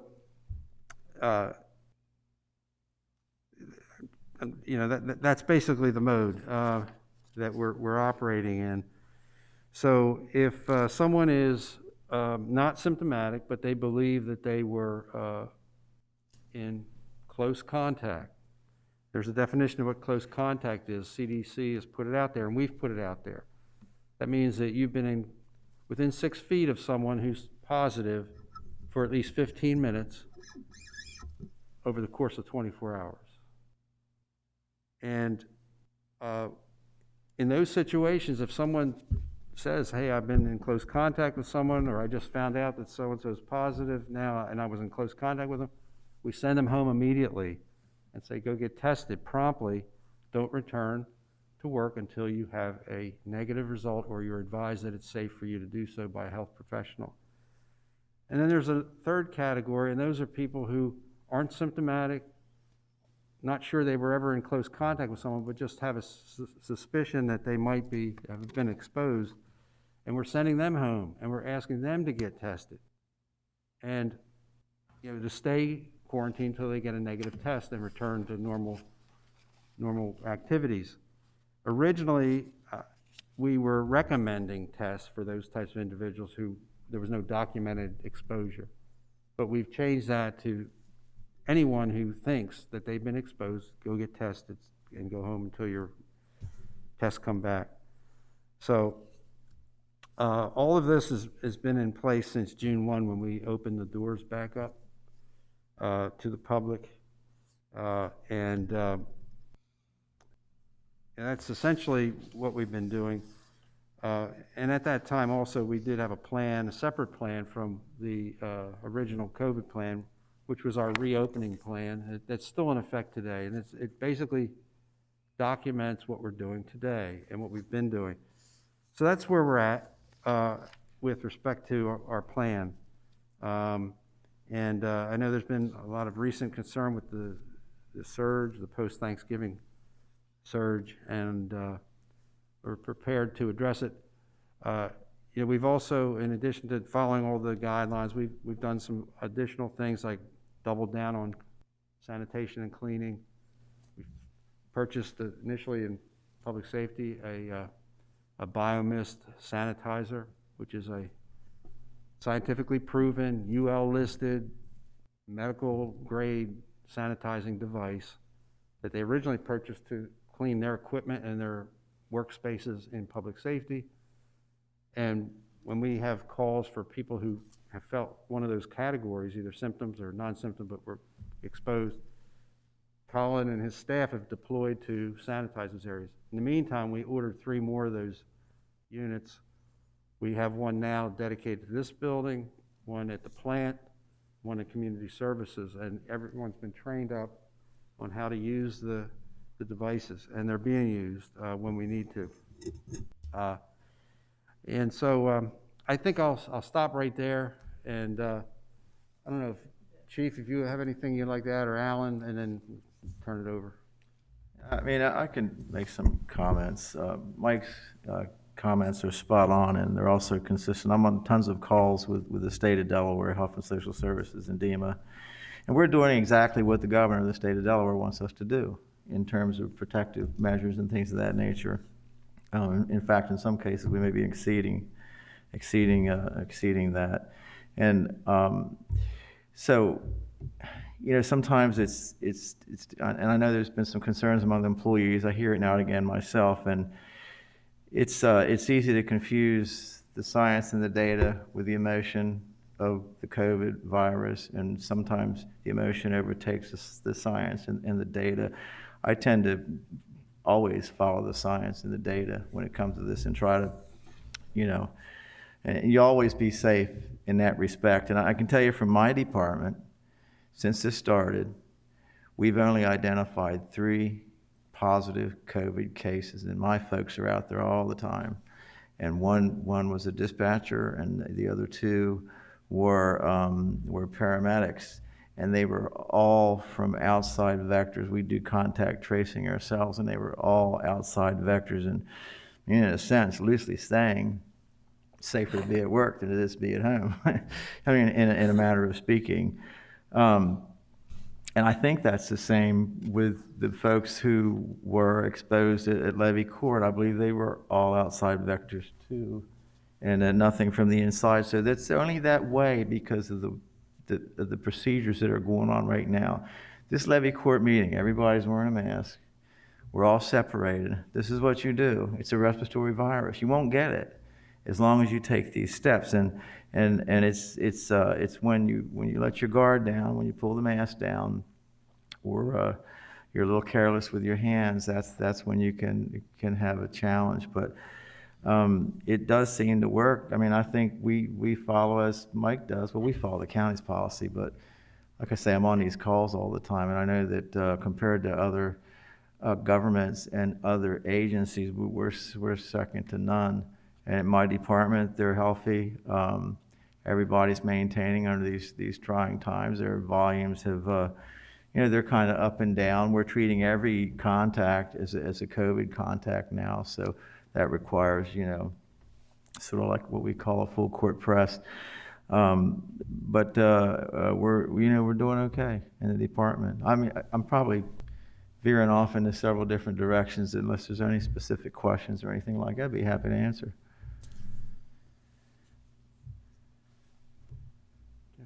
Mr. Sweeney. Thanks, President Bana. First of all, Mr. Pettymonch, thanks for your update. It sounds exactly like what we're doing at school. And the governor has admitted that the schools are the safest place to do. And for the most part, the reason why we're switching to virtual is because of pressure from outside sources. And after we've made that decision, now we're hearing from outside sources saying, why are you doing that? So you're never going to win one way or another, but I think you've done a great job. Chief, I asked you this before. I'm hoping you can share with the rest of the commissioners. Our paramedics are frontline. They're healthcare workers. Where do they stand in the pecking order to get the coronavirus vaccine? So the vaccine will be released throughout the state of Delaware in priority groups. And those groups are listed as Phase 1A. The first few groups are Phase 1A, which is the first responder high risk group. That would be the paramedics, you know, I would imagine police officers, firefighters, folks like that. And then there's Phase 1B is the critical infrastructure, and that would be folks in the critical, like Diane's operation and some of our ad staff and stuff like that in their department. This vaccine is coming. It's coming this month. I think on 12/15, and things can change a little bit, but 12/15 we should have just over 8,000 doses available. Our department has agreed to, as well as I think Newcastle and Sussex County, to utilize paramedics to immunize our own folks, to immunize other first responders. So we'll work with the state of Delaware, the Health and Social Services on that. Following 12/15, on 12/22, it's estimated there should be another 10,000 doses available. So this thing will escalate as it goes along. And there's two vaccines that are going to be deployed. One is Pfizer, and that's, I can't remember if I talked to the commissioners about that before, maybe leadership, but Pfizer comes with some stringent temperature guidelines. It has to be stored at 80 degrees below Celsius, which is really, really cold. So the refrigerators for that have come in, to my understanding, and so they'll be ready to receive that vaccine. Of course, the other vaccine is Moderna. Moderna, I think, it's less temperature rigid, and I believe they're going to have about 16,000 doses or so available too before the end of the year. It's all subject to change. A little thing can affect the supply line, but the confidence level is pretty high on this. So we're excited about it. This vaccine is close to 100%, if not 100% effective. And I think the flu vaccine typically is probably maybe 50% effective. So it's better than the flu vaccine everybody gets every year. So it'll be a good vaccine to get. It may become a yearly vaccine. It may be, I can't really speak, I'm not an expert on it, but it may become a yearly vaccine, because we don't really know how long the immunity is going to last yet, because it's a new vaccine. And if typically 20, 30, 40% of the population ever get immunized for pneumonia or for the flu, and so you could have that 30 or 40% passing it back and forth and serving as vectors all year long. If we get the immunization, it wears off after 12 months, you could get reinfected. So I would imagine, just as like a layman, that it might become a yearly event for everybody if the immunity is not as long as we think on it. But it'll be it's going to be a good vaccine. Make no mistake about it. There's a lot of work gone into this by a lot of people. Chief, you said you did contract tracing for the 3 cases you had in your department. Yes. So first question is, when you do that contract tracing, are you getting any kind of pushback from those that either have the virus or tested positive, like they didn't want to answer questions concerning tracing? No, for us it was really easy, because the folks who showed up positive told us exactly where it came from. It was usually a family member at a gathering, a family gathering or something like that. I mean, it's very easy. Contact tracing is number one. It's an easy concept to understand, but it's not an exact science when you deploy it, and because people have different levels of comfort when they're discussing these types of things, and different levels of understanding. So you may or may not get accurate data, but the plus part of that is that the word gets out, I may be infected, I better go get checked or tested. And even I got tested last week, come out negative, thank you. But that's the way we do it in the Department of Public Safety. So do we do any reporting to Department of Public Health when we have a case? Well, we actually, even though we have the guidelines, it's a little different for first responders. It can be a little different. But we always contact Health and Social Services just for that extra little bit. Typically, it's Diane Hainsworth, who's the healthcare preparedness section. We're in dialogue with her quite a bit over these things. So we always validate. I like redundancy in everything we do, and this is kind of redundant validation, which is a good thing, in the actions that we're taking. Is it reported up the line here at Levy Court? So is Mr. Yes, Petitmarsh, we're on. Quayla? Absolutely, Alan knows, and we're on regular, once or twice a week. Actually, lately it's twice a week with the county administrator, and he always asks, anybody out, anybody infected, and we always tell them. So it's a known number. So no decisions are made at your department that would, as a result of somebody being infected without the county administrator knowing about it? Like send somebody home? I mean, unless somebody had it and just kept it a secret, that would be the only way. I mean, I've had a policy ever since I climbed up the administration. I don't censor commissioners and I don't censor the county administrator, never have, never will. So if I know about it, you guys will know about it. Maybe Mr. Coyle or Mr. Petitmange, what happens in the other departments throughout the county? How do they handle? Are they independently doing contract tracing, or is there a single point of contact that does that? For example, Mr. Coyle or somebody else? Yeah, Alan, if you want to jump up, but on those, all the employees have been instructed what to do after they leave and they get tested or whatever, and if they're in quarantine or whatever, waiting a result, they're to notify their director or immediate report, and also contact the personnel director. His phone number's on every one of these boards, his direct desk phone, and it says call the personnel director because he has an interview he's going to conduct with you, and to ask the types of, he can tell you what that is. And then of course, if there's a positive result, then also the state has their own contact tracing process. But Alan, go ahead. Mike, I think you explained it very well. So we do ask that employees, directors often are the first ones to find out, to call me. We go through a series of questions trying to determine, especially if they think it was a chance contact that perhaps wasn't a 15. Now, of course, we require the testing. Prior to that, obviously, we recommended testing. And we go through a series of questions to determine the likelihood of exposure. Still, they have to go get tested, and we continue to do that. We also try to make testing regularly available to employees here at the county building.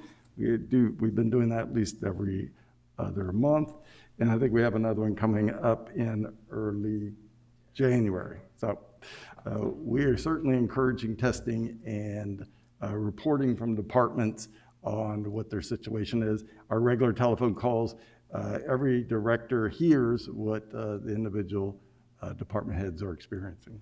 So they hear it, but, so my final question, if there was staff members who had the virus, would any director have the authority to do a reduction in services in their department alone and not tell the county administrator or leadership that they were taking that action? There are very specific, and there have been blogs about this. I think we've had nearly 20 blogs since this thing started just on COVID and the response and testing and all the different things. So there is a requirement put out there that if there is something that needs to be done, working from home, that kind of stuff, they have to get it approved by the county administrator. Thank you. Mm-hmm.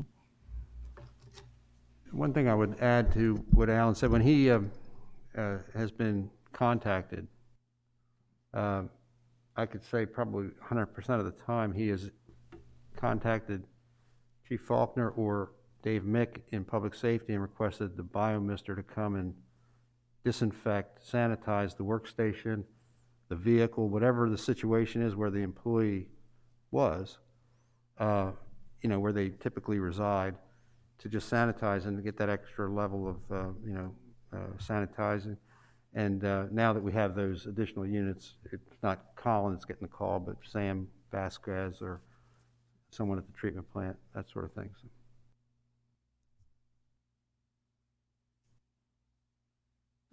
Thank you, Mr. Petitmange and Chief Faulkner and Mr. Coyle. I would just make a brief comment. I think that from the information that I've been receiving in regard to our functionality in dealing with COVID has been nothing but positive.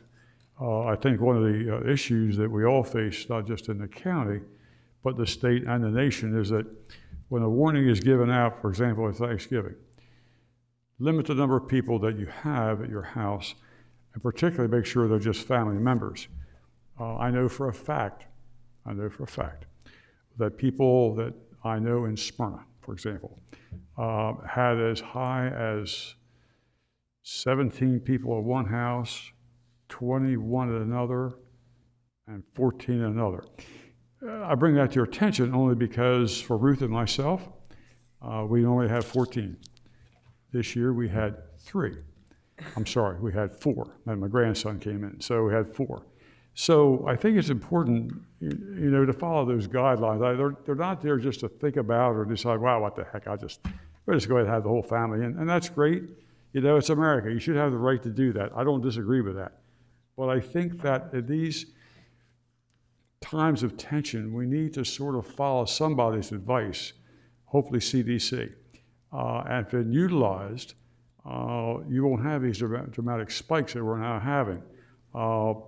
And, you know, blame can go anywhere. I'm not going to throw blame at anyone in that regard, but if you're requested to do certain things, like limit the number of people at Thanksgiving or Christmas, I think that for this year, just try and do that, live through the next year, and hopefully we'll get the injections and everybody will have them and we're good to go. So really appreciate your time and effort and sincerity in getting the job done. Thank you. Any other questions? Mr. Buxton.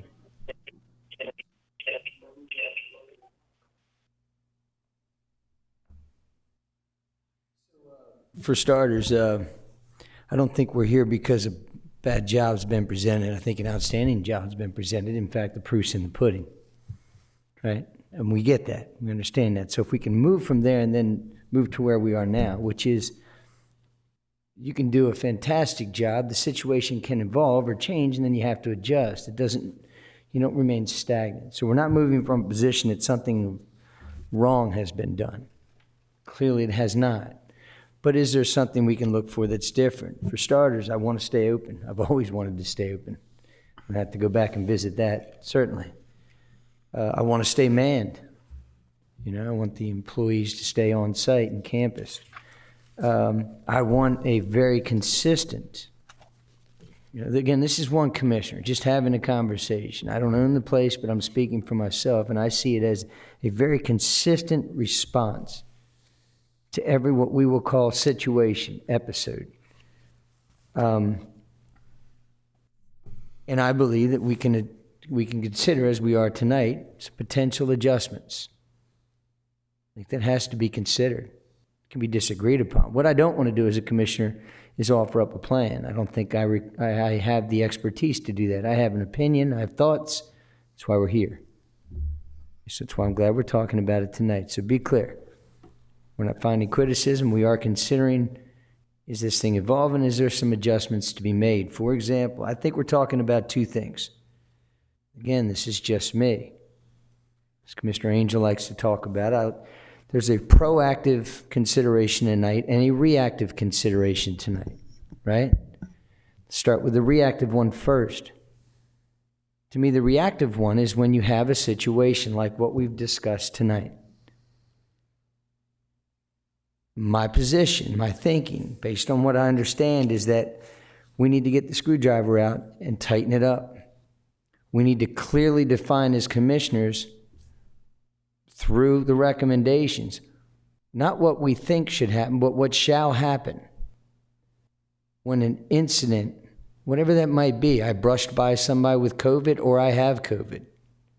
I know someone who knows someone who knows someone who has it, or I drove with someone, whatever it might be. I think we need to clearly specify how that action takes place, because I work in a school district and I can promise you, I've been there since September, and if I brush by somebody or I have it, there is a very specific reaction. Protocol. Let me give you my thoughts, my example. Employee A notifies the director, who shall notify personnel director immediately, Chief Faulkner, Mr. Petitdamage. If you want to eliminate one, fine, but I don't think you eliminate 2. My suggestion, I put in a call into DPH, maybe there's more information to share, that then they don't wait for a bi-weekly conference call to introduce where they are. They communicate directly with somebody. This is the situation that we're in. This is what we have. What is the recommendation? I think it comes from the state, who's already using CDC guidelines. And that gives us a direct contact that pulls a second tier of influence into the decision-making process that then gets put back to the employee. That's concrete, that's fixed, it's consistent. It happens whether it's in Parks and Rec or planning. Now, I know that the argument might be somewhat, that's what we're already doing, but let's solidify it. Let's ensure that it happens. Let's hold people accountable if that doesn't happen. Because what we can't have is individual directors, managers, employees assuming or making the assumption that this is the right procedure if it's not their job to make that decision. That's number one. Now, if the support's there, I've clearly articulated, and if we want to discuss that, we can, whether or not that matrix works or not. But that's the presentation. The second one that I think we have to discuss tonight, and it's a legitimate one, is what the proactive measure, which is there legitimacy to reducing the employee footprint on the campus now? Make sure you understand what I said. I didn't say that we go closed. I didn't say we start sending everybody home. I said that we identify those that can effectively work from home in a rotating basis, similar to what's being done all around the state, the country. Because what that does is that starts to impact the percentage of risk if you lower the amount of folks that are coming into the building on a routine basis who can effectively work from home. I'm going to clarify this again. When I say from home, I don't mean 5 days a week. I mean in some sort of a rotational basis where you change the percentage. And then lastly, and I'm done, the only way for that to work and the only way I support that is that the department heads who sign off on that, who want that as a part of their response, that they're held accountable for making sure that the productivity does not fall off. That has to be a requirement. If individuals are going to be expected to work from home, that we provide the right support services, but then there's an ability to determine, because remember, this is proactive. This isn't reactive. This is proactive. They haven't been exposed. They're not infected. So they have to be able to show, we have to be able to demonstrate they can work from home and have no diminished return. So that is it in a nutshell. That is what I think we're here for tonight. By no means am I stating for the record that I'm all knowing or anything like that. It's just what I said. I wrote down one other thing, policy, the DPS. And then the last one would be this. Make sure that we have well, let's talk about that one at the end. If I've opened up a door for conversation, I'm going to be quiet now. And I know Jeff had his hand up too, Commissioner. I don't know if, or Mr. President, so I don't know if he wants to jump in. Mr. Hall? Just sort of related to this, but I'll start with a story that 30 years ago, which is a while, 30 years ago, I was offered the opportunity to telecommute. I had a 2-hour drive to work and a 2-hour drive back, so I took them up on that. And wasn't pandemic related, it was just that technology enabled the ability for me to get the same job done off-site as on-site. And so in this case, just to follow up on Commissioner Buxton's point, early on, like you indicated, we have a liberal leave option, we have telecommuting options. How many people have requested to telecommute in the last 2 months? In the last 2 months, I'm not aware of any. We have a few that have been on permanent telecommute because of medical concerns that were documented. There's a process they could request it, and I've never denied one. And so we do have, Alan could probably tell you, and Mr. Quayle could tell us the exact number of people in that category, but we do have some. Haven't had any requests. Okay, thanks. Because in my view, in this case, Chief Faulkner talked about carelessness as a major source of the uptick in the epidemic. And so possibly, because to me it's a horseshoe. Last spring, We had a high number of infection rate over the summer. It went down. And then, for whatever reason, you can look at the numbers and see them escalating up. If it's carelessness that's causing that, then that's one issue, but it may be, some sort of unexpected infection factor that we don't know of. And it's hopeful that the vaccine will be here soon, and that's great. But in the meantime, in my view, we could maximize telecommuting options at director discretion. I like Commissioner Buxton's idea of a rotating basis, 2 in, 3 out, 3 in, 2 out. The directors know best what the work output of their departments are, and so they could know best how to rotate their people in and out of the office to interface with the public, but still get the work done. And in that case, we're still meeting the public's business, but in my view, the paradigm is that every single person that enters this building, whether they're an employee or they're a member of the public, has 3 risk factors, in that an employee could infect an employee, a member of the public could infect an employee, or an employee could infect a member of the public. And so every employee that we can move to a remote work condition helps reduce the overall risk profile for every workplace that we have, be it down in South Frederica or here or over at the paramedic station. So I guess I'm just going to ask, I'll just pile on and ask that we maximize the telecommuting options. We liberalize the policy so that the directors can apply telecommuting capabilities to their staff, and if we need extra technology to do that, sort of like we did with the tornado that went through, we found the money to do it to meet the emergent need. And really, I think that just by maximizing telecommuting until the vaccine becomes widely available and we have a wide vaccine application to our employees, that's a good Band-Aid. It shows that we care about our workforce. May I respond, Mr. President? Mr. President. Thank you, Commissioner Hall. The couple of limitations we have right now is a ability to deploy technology.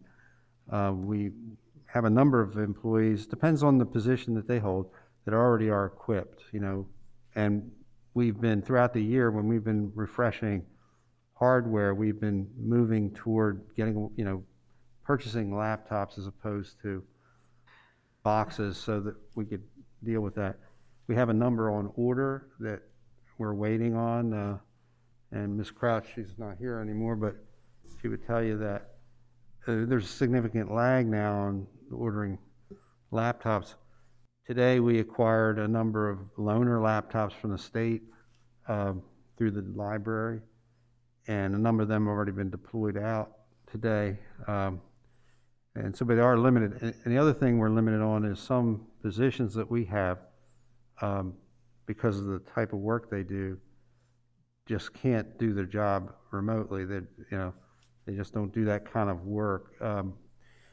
But this is helpful because, when yesterday I had a conversation with Commissioner Buxton, I said, guidance from the Levy Court, the collective thought here, is important. We want to get it right. We also want to do what the body of Levy Court wants us to do.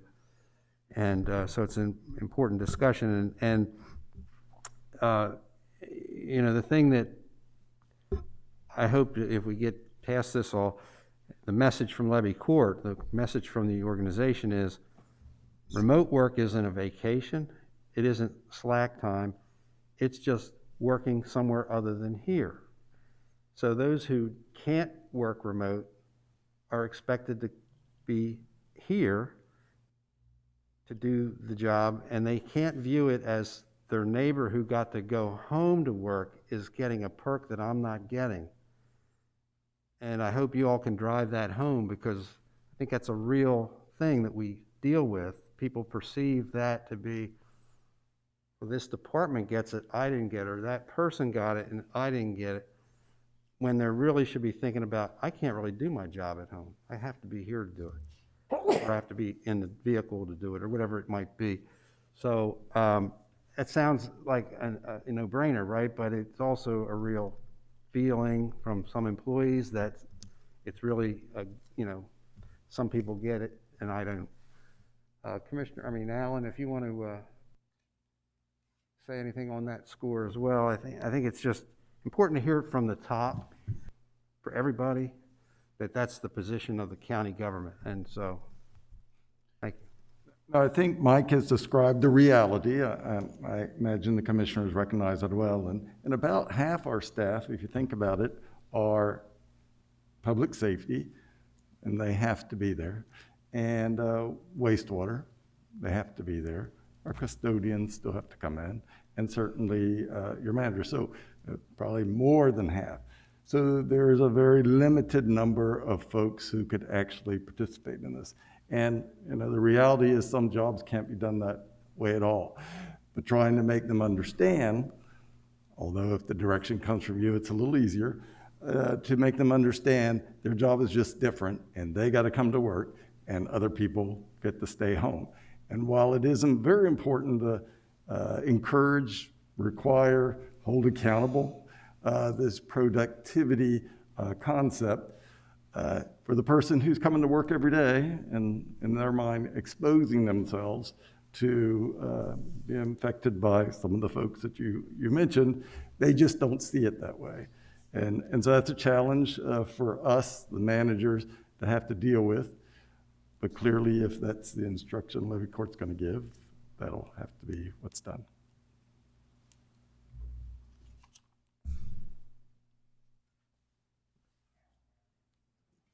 Mr. Angel. Thank you. Well, first of all, I just want to tell Mike and Alan that they're doing a fantastic job. I know we don't always agree on certain things, but we definitely agree on this. A couple points. One of the reasons we're having this meeting tonight, I know some of the commissioners were contacted by an employee or employees, and all I can say is, based on fact, is what we deal with. It's safer to come to this building and work here, because of the 5 people in our county that, as of last night, I was told, 3 in this building, none of them got it from any of their employees or from the outside. It came from family members or friends. So you send them home, and they're going to go out and do whatever they want to do. It's actually going to probably put them more at harm sending them home to work, because they can go out and do things we don't know. But while they're here, we can definitely monitor and follow through procedures and protocol. Now, having said that, what we're dealing with right now is misconceptions of what's going on, a little bit of mass hysteria, what's going on, crying wolf, what's going on, okay? And what we're dealing with is that right now.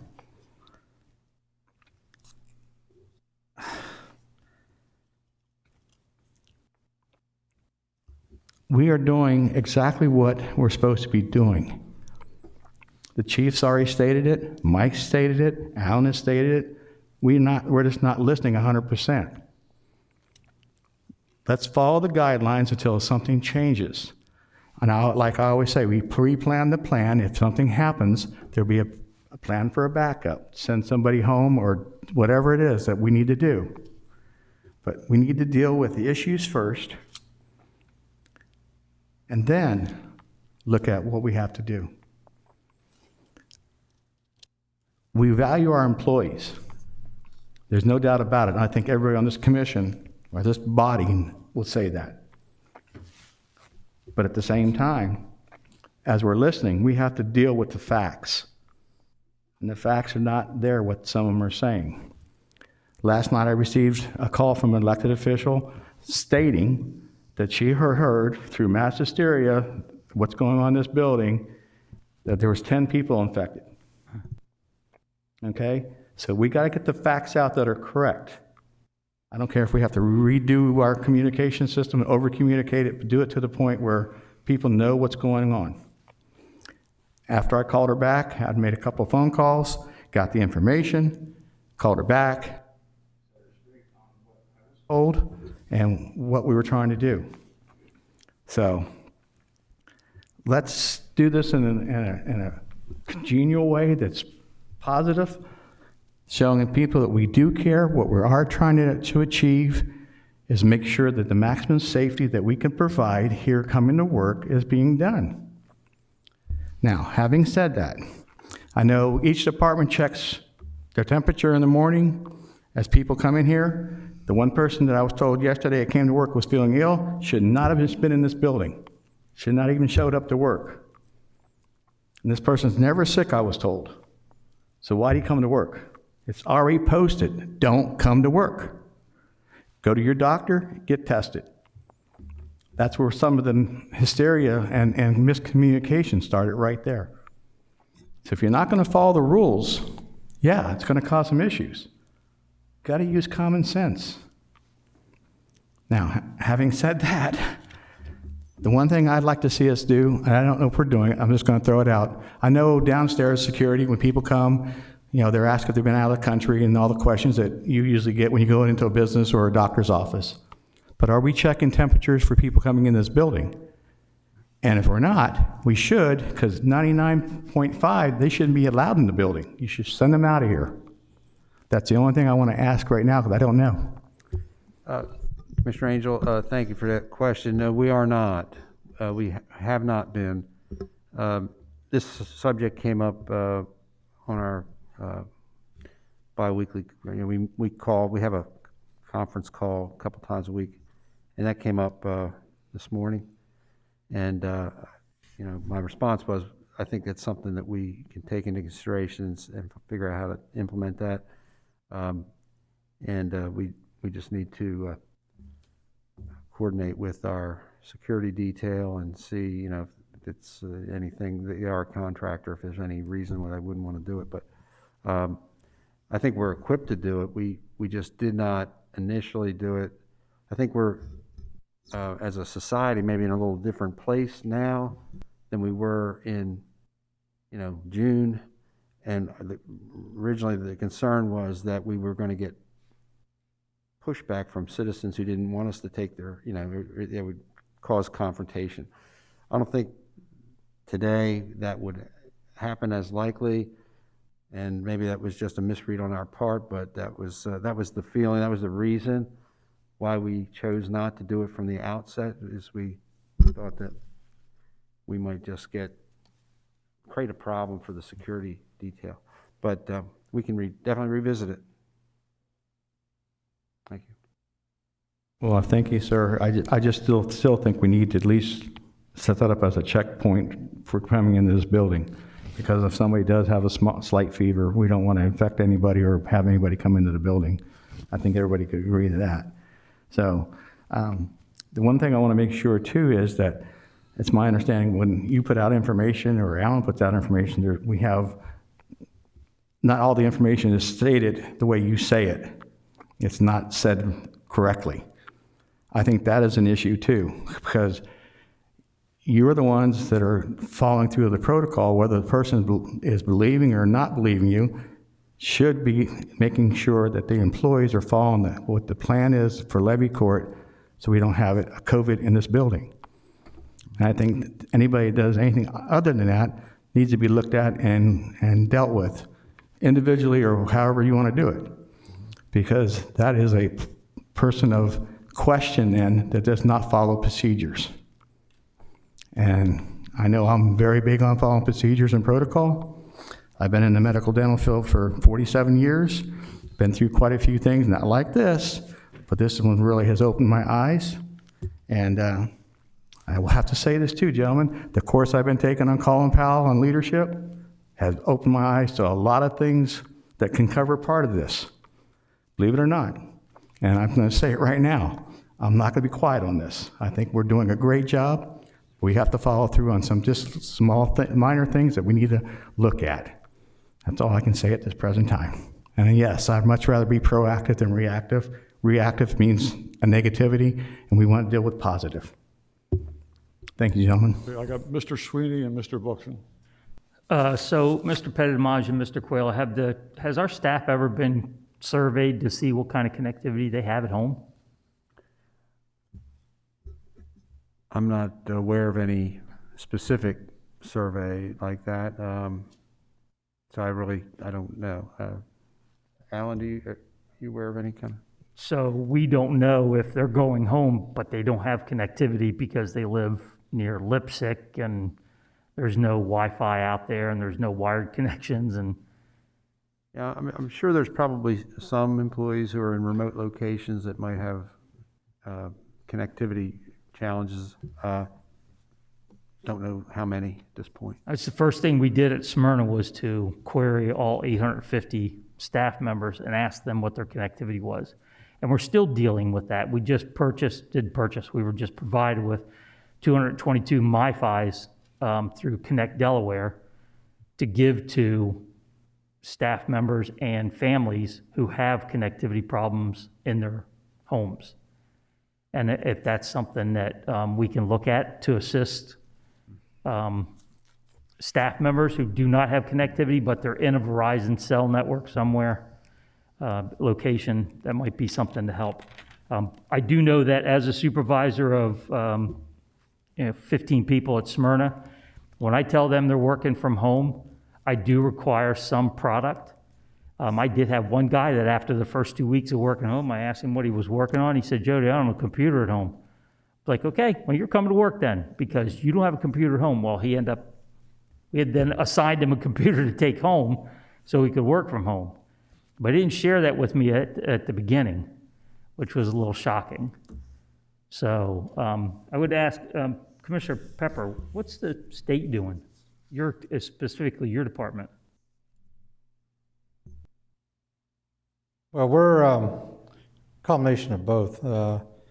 The executive staff reports to work every day, and the people in finance and the people in highway safety, by and large, the majority of them work from home, but DTI was able to supply them with suitable computers if they didn't have them, and everybody was within the, did have Wi-Fi, did have connectivity, and so we were fortunate there.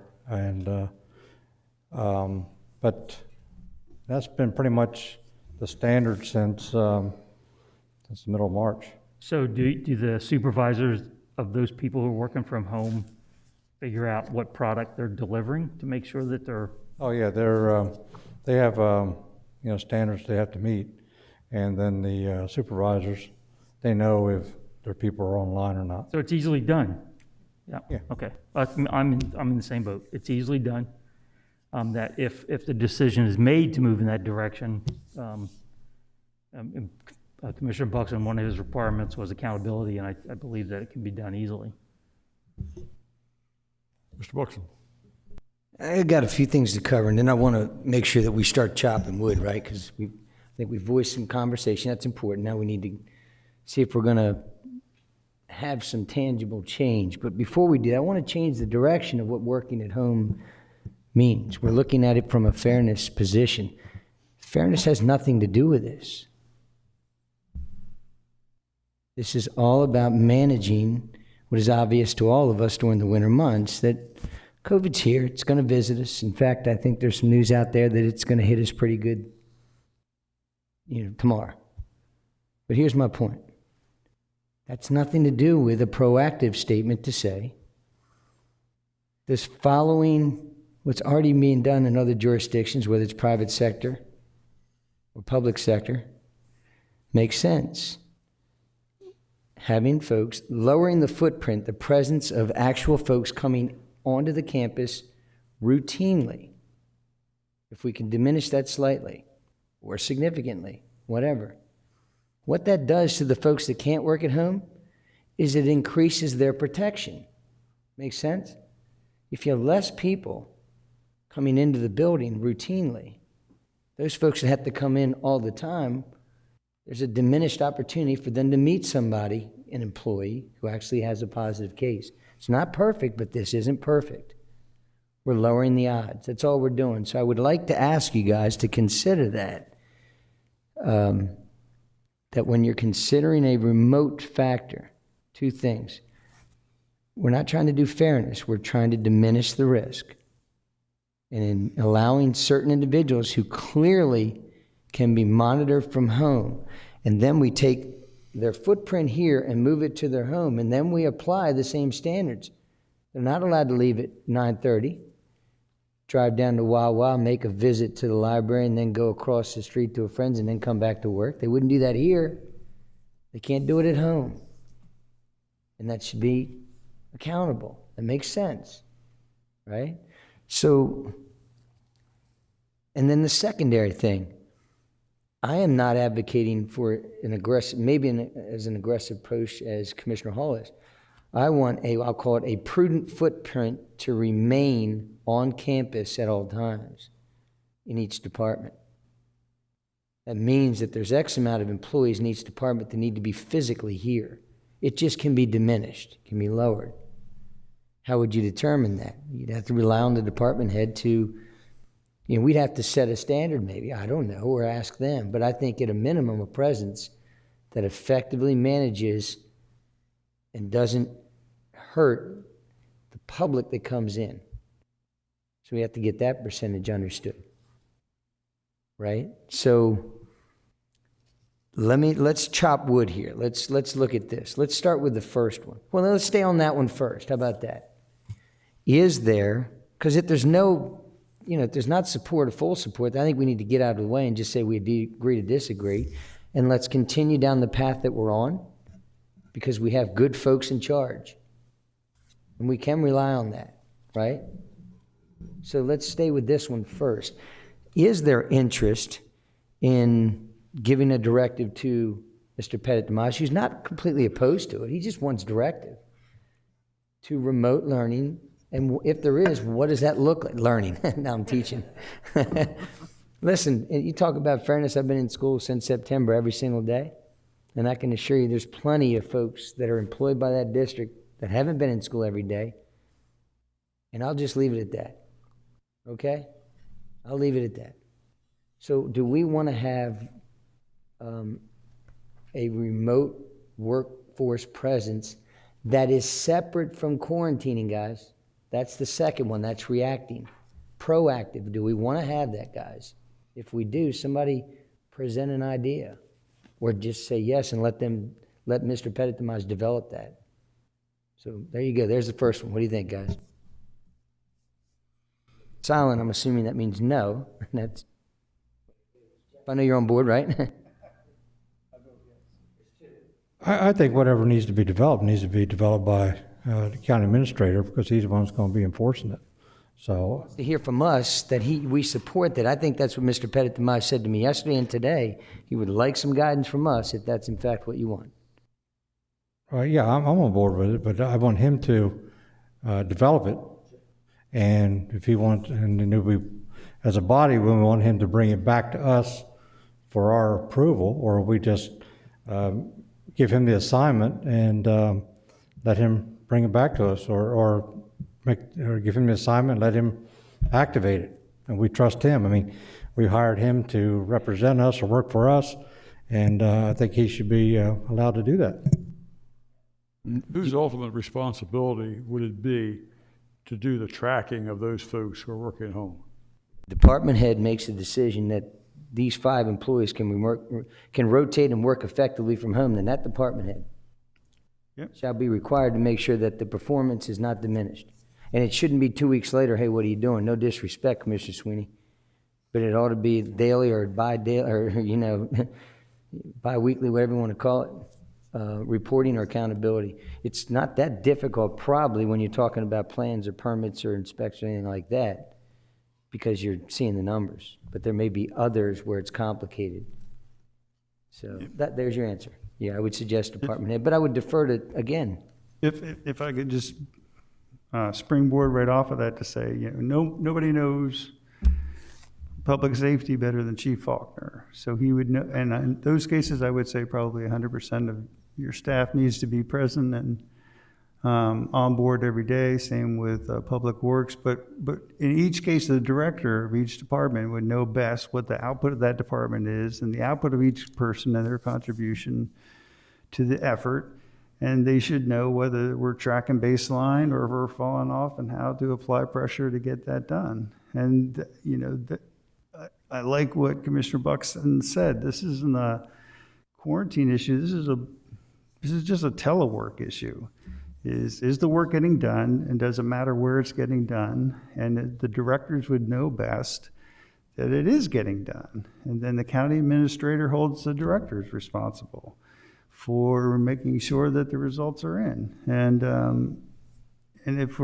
just to go back to the hurt feelings issue, or envy that some people can and some people can't. Well, what we're sitting here tonight is deciding whether Kent County employees can or Kent County employees can't telework to the maximum extent possible under the pandemic conditions when other agencies and businesses,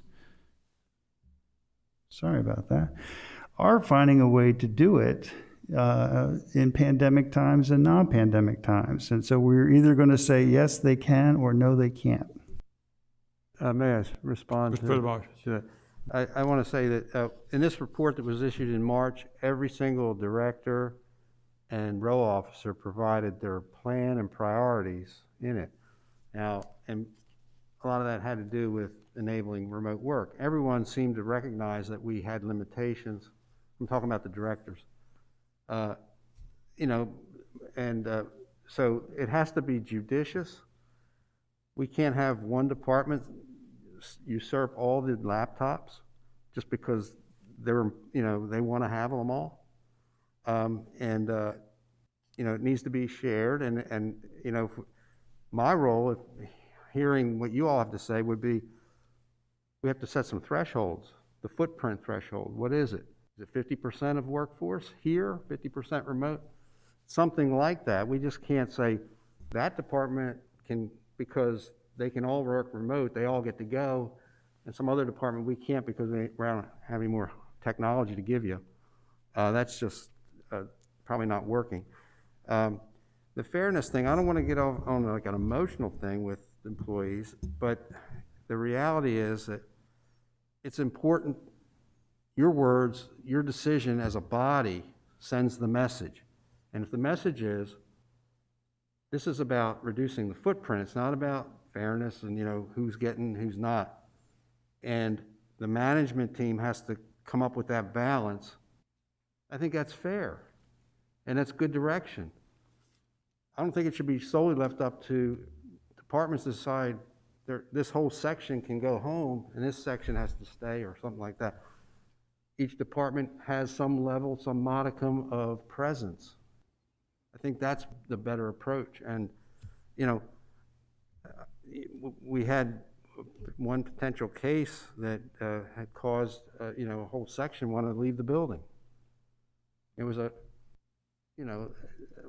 want to hear from the Levy Court that that's not an acceptable response. It's not a acceptable response because you had one person who was contacted by someone else who said they got sick, and suddenly the whole department wants to leave the building. So I want to get that out there on the table. So from what we're talking about, yes, you want to make a decision, and I'm going to clarify one last time. Sorry, Commissioner Angel. It needs to be a prudent footprint on the campus, and the idea in diminishing the number of folks, the same way I went from 30 kids in a classroom to 15 or something like that, it doesn't guarantee success. It certainly diminishes it, is what they do. And so maybe in a department where you have cubicles of 5 or something like that, and it's down to 2 daily, the others are still working, they're just not present there. There's something that makes sense to me. It really does. So that's kind of where I'm in. That's the fairness, the last thing. Yeah. What you have to do is get a better understanding of the folks that are, like, for example, cleaning the place. The diminished footprint means the less likely that they'll come in contact during their cleaning episodes. It's a reach, but it's the best option. It's all we got. This isn't perfect. It's all we got. Yes, sir. Sorry, Angel. Example, I had a inquiry, it was really the only inquiry that's been submitted to me this week about remote work, and it was from a row office. And in the proposal, there was some proposal to have different people work different days to reduce the footprint in the office. But then there was also a part that said, but certain clerks in the office will just have to be home and not work in order to accomplish it. So, well, the issue was, I responded, I said, well, is there any possibility that those clerks can actually do work, some type of work from home? And the response was, well, if we can equip them with the technology. So I think in that situation, like the other offices and everything, we probably just can't give every clerk a laptop. We can give one clerk a laptop and the other clerk comes to work, you know, I mean, and they're not going to be able to necessarily, we have to talk to IT, but I'm not sure how they swap off a laptop like that with passwords and everything. It may become cumbersome, but we can look into that. But the alternative would be someone in that department has to decide which one reports and which one can work remotely, and everyone's going to have to be somewhat happy with that. You know, that, and then there's going to be some of those positions, like I said before, who just can't, not necessarily custodians, but other clerk type positions in this building who really can't do their work from anywhere else but here because of the type of work they do. So, and if that's the direction, I think it's a good message to send, not just to me, but to the directors and everyone on down, that this is the expectation, you know, and some people are going to work here because of the nature of their job. Some people are going to be enabled to work remotely because of the nature of their job.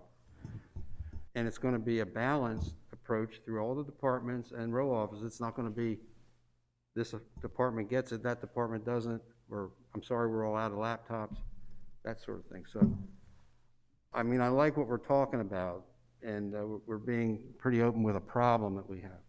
So, I'll stop. Mr. Angel. Thank you.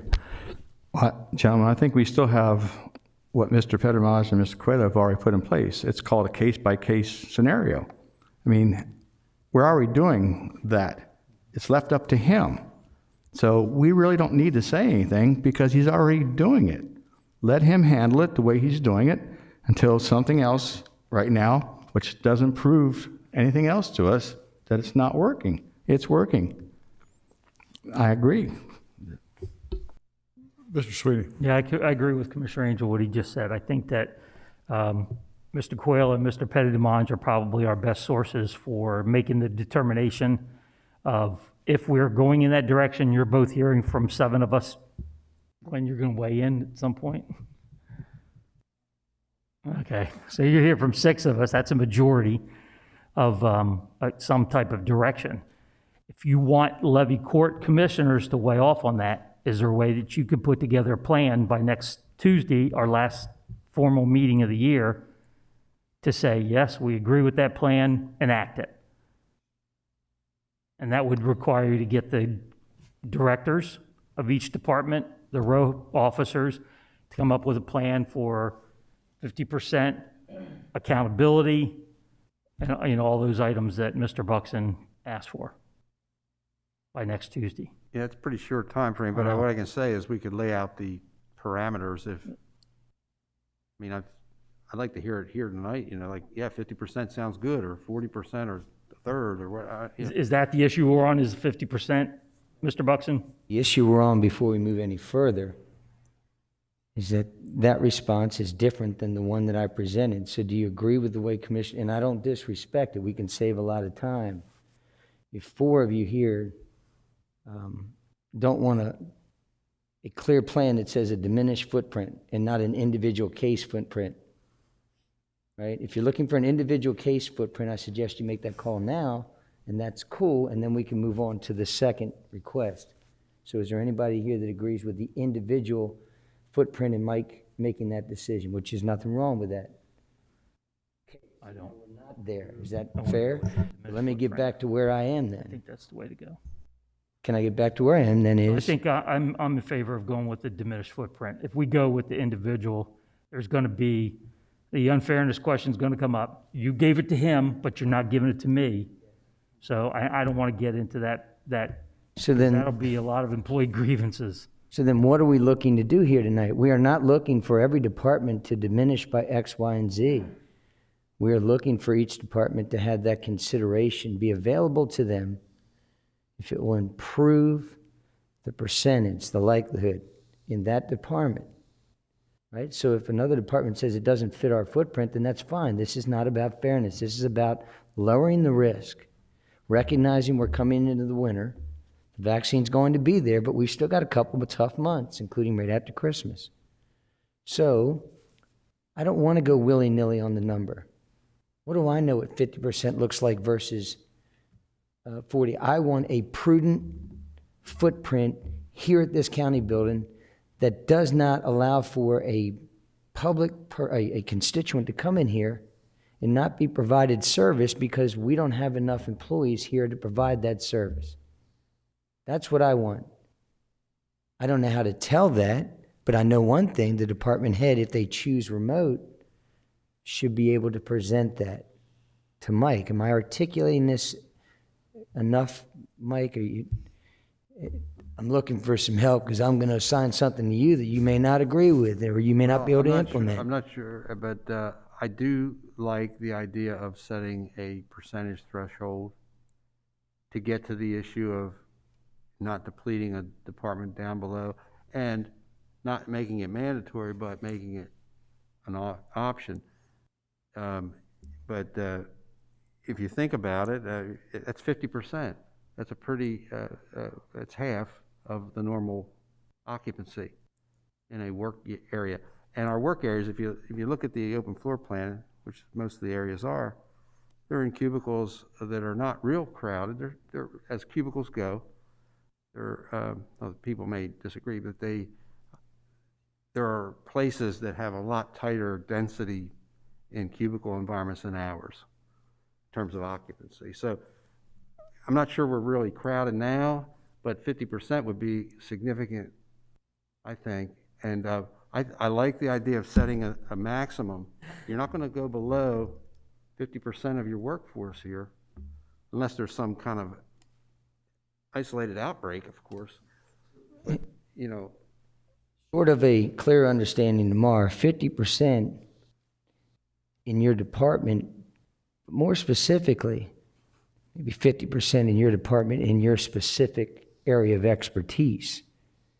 Is that overcooking it, or is that delineating it Well, I think better? We have departments and divisions. We have departments and divisions that tend to be, focused. So I'm not sure what you're getting at exactly, but Looking for a percentage. What percentage? That's fair. Set a percentage in an agreement. We can give you that authority. We can pick a number, or you can meet with the department heads tomorrow to clarify a number. If you want us to pick a number and 50% seems to be the... Listen, when you say 50%, we're not mandating 50% at all. We're creating a flexibility. Up to. For the department to determine what a 50% and how to implement it and make it work. Is that fair? Does that make sense? Up to 50%, managing the footprint, the department head presents that. Up to 50. It could be 0. The department head might say, we've got this on our side of the fence, because that's where the contact comes from. In our section, we've got it covered. We're comfortable where we are. We're operating efficiently. Yeah, where the threshold becomes important, I think, is it's like the not to exceed number. You're not going to diminish below this. 50 is an easy number. It could be another number, but what I'm saying is it's a number that we can define in a department. We have 40 employees in this section. We know what 30% of that is. Two things that go along with that recommendation. Number one, it's not whimsical 50%. You have to be able to produce work at home, and there has to be accountability to that, right? And then there has to maintain a presence on the campus that does not impact when a constituent comes in. If those can be defined and completed, then I think we have a path forward. That meets what, again, as a levy court, we're not inventing this. This is being done all around us right now, somewhat effectively. Right, so I'm not going to argue with the 50%. I'm good with that, only because that's what I'm doing in Smyrna right now. On Monday, Tuesday, Thursday, and Friday, I have 50% of my staff in for 2 of the days of those 4 days. 50%. I can't have any more. I've been told. I also have been told I can't work any more than 2 days a week, so somebody else has to come in. But I don't want it to be, okay, that 50% gets to go home 5 days a week, and this 50% has to stay. There has to be a balance there as well, so that, while you 3 might go home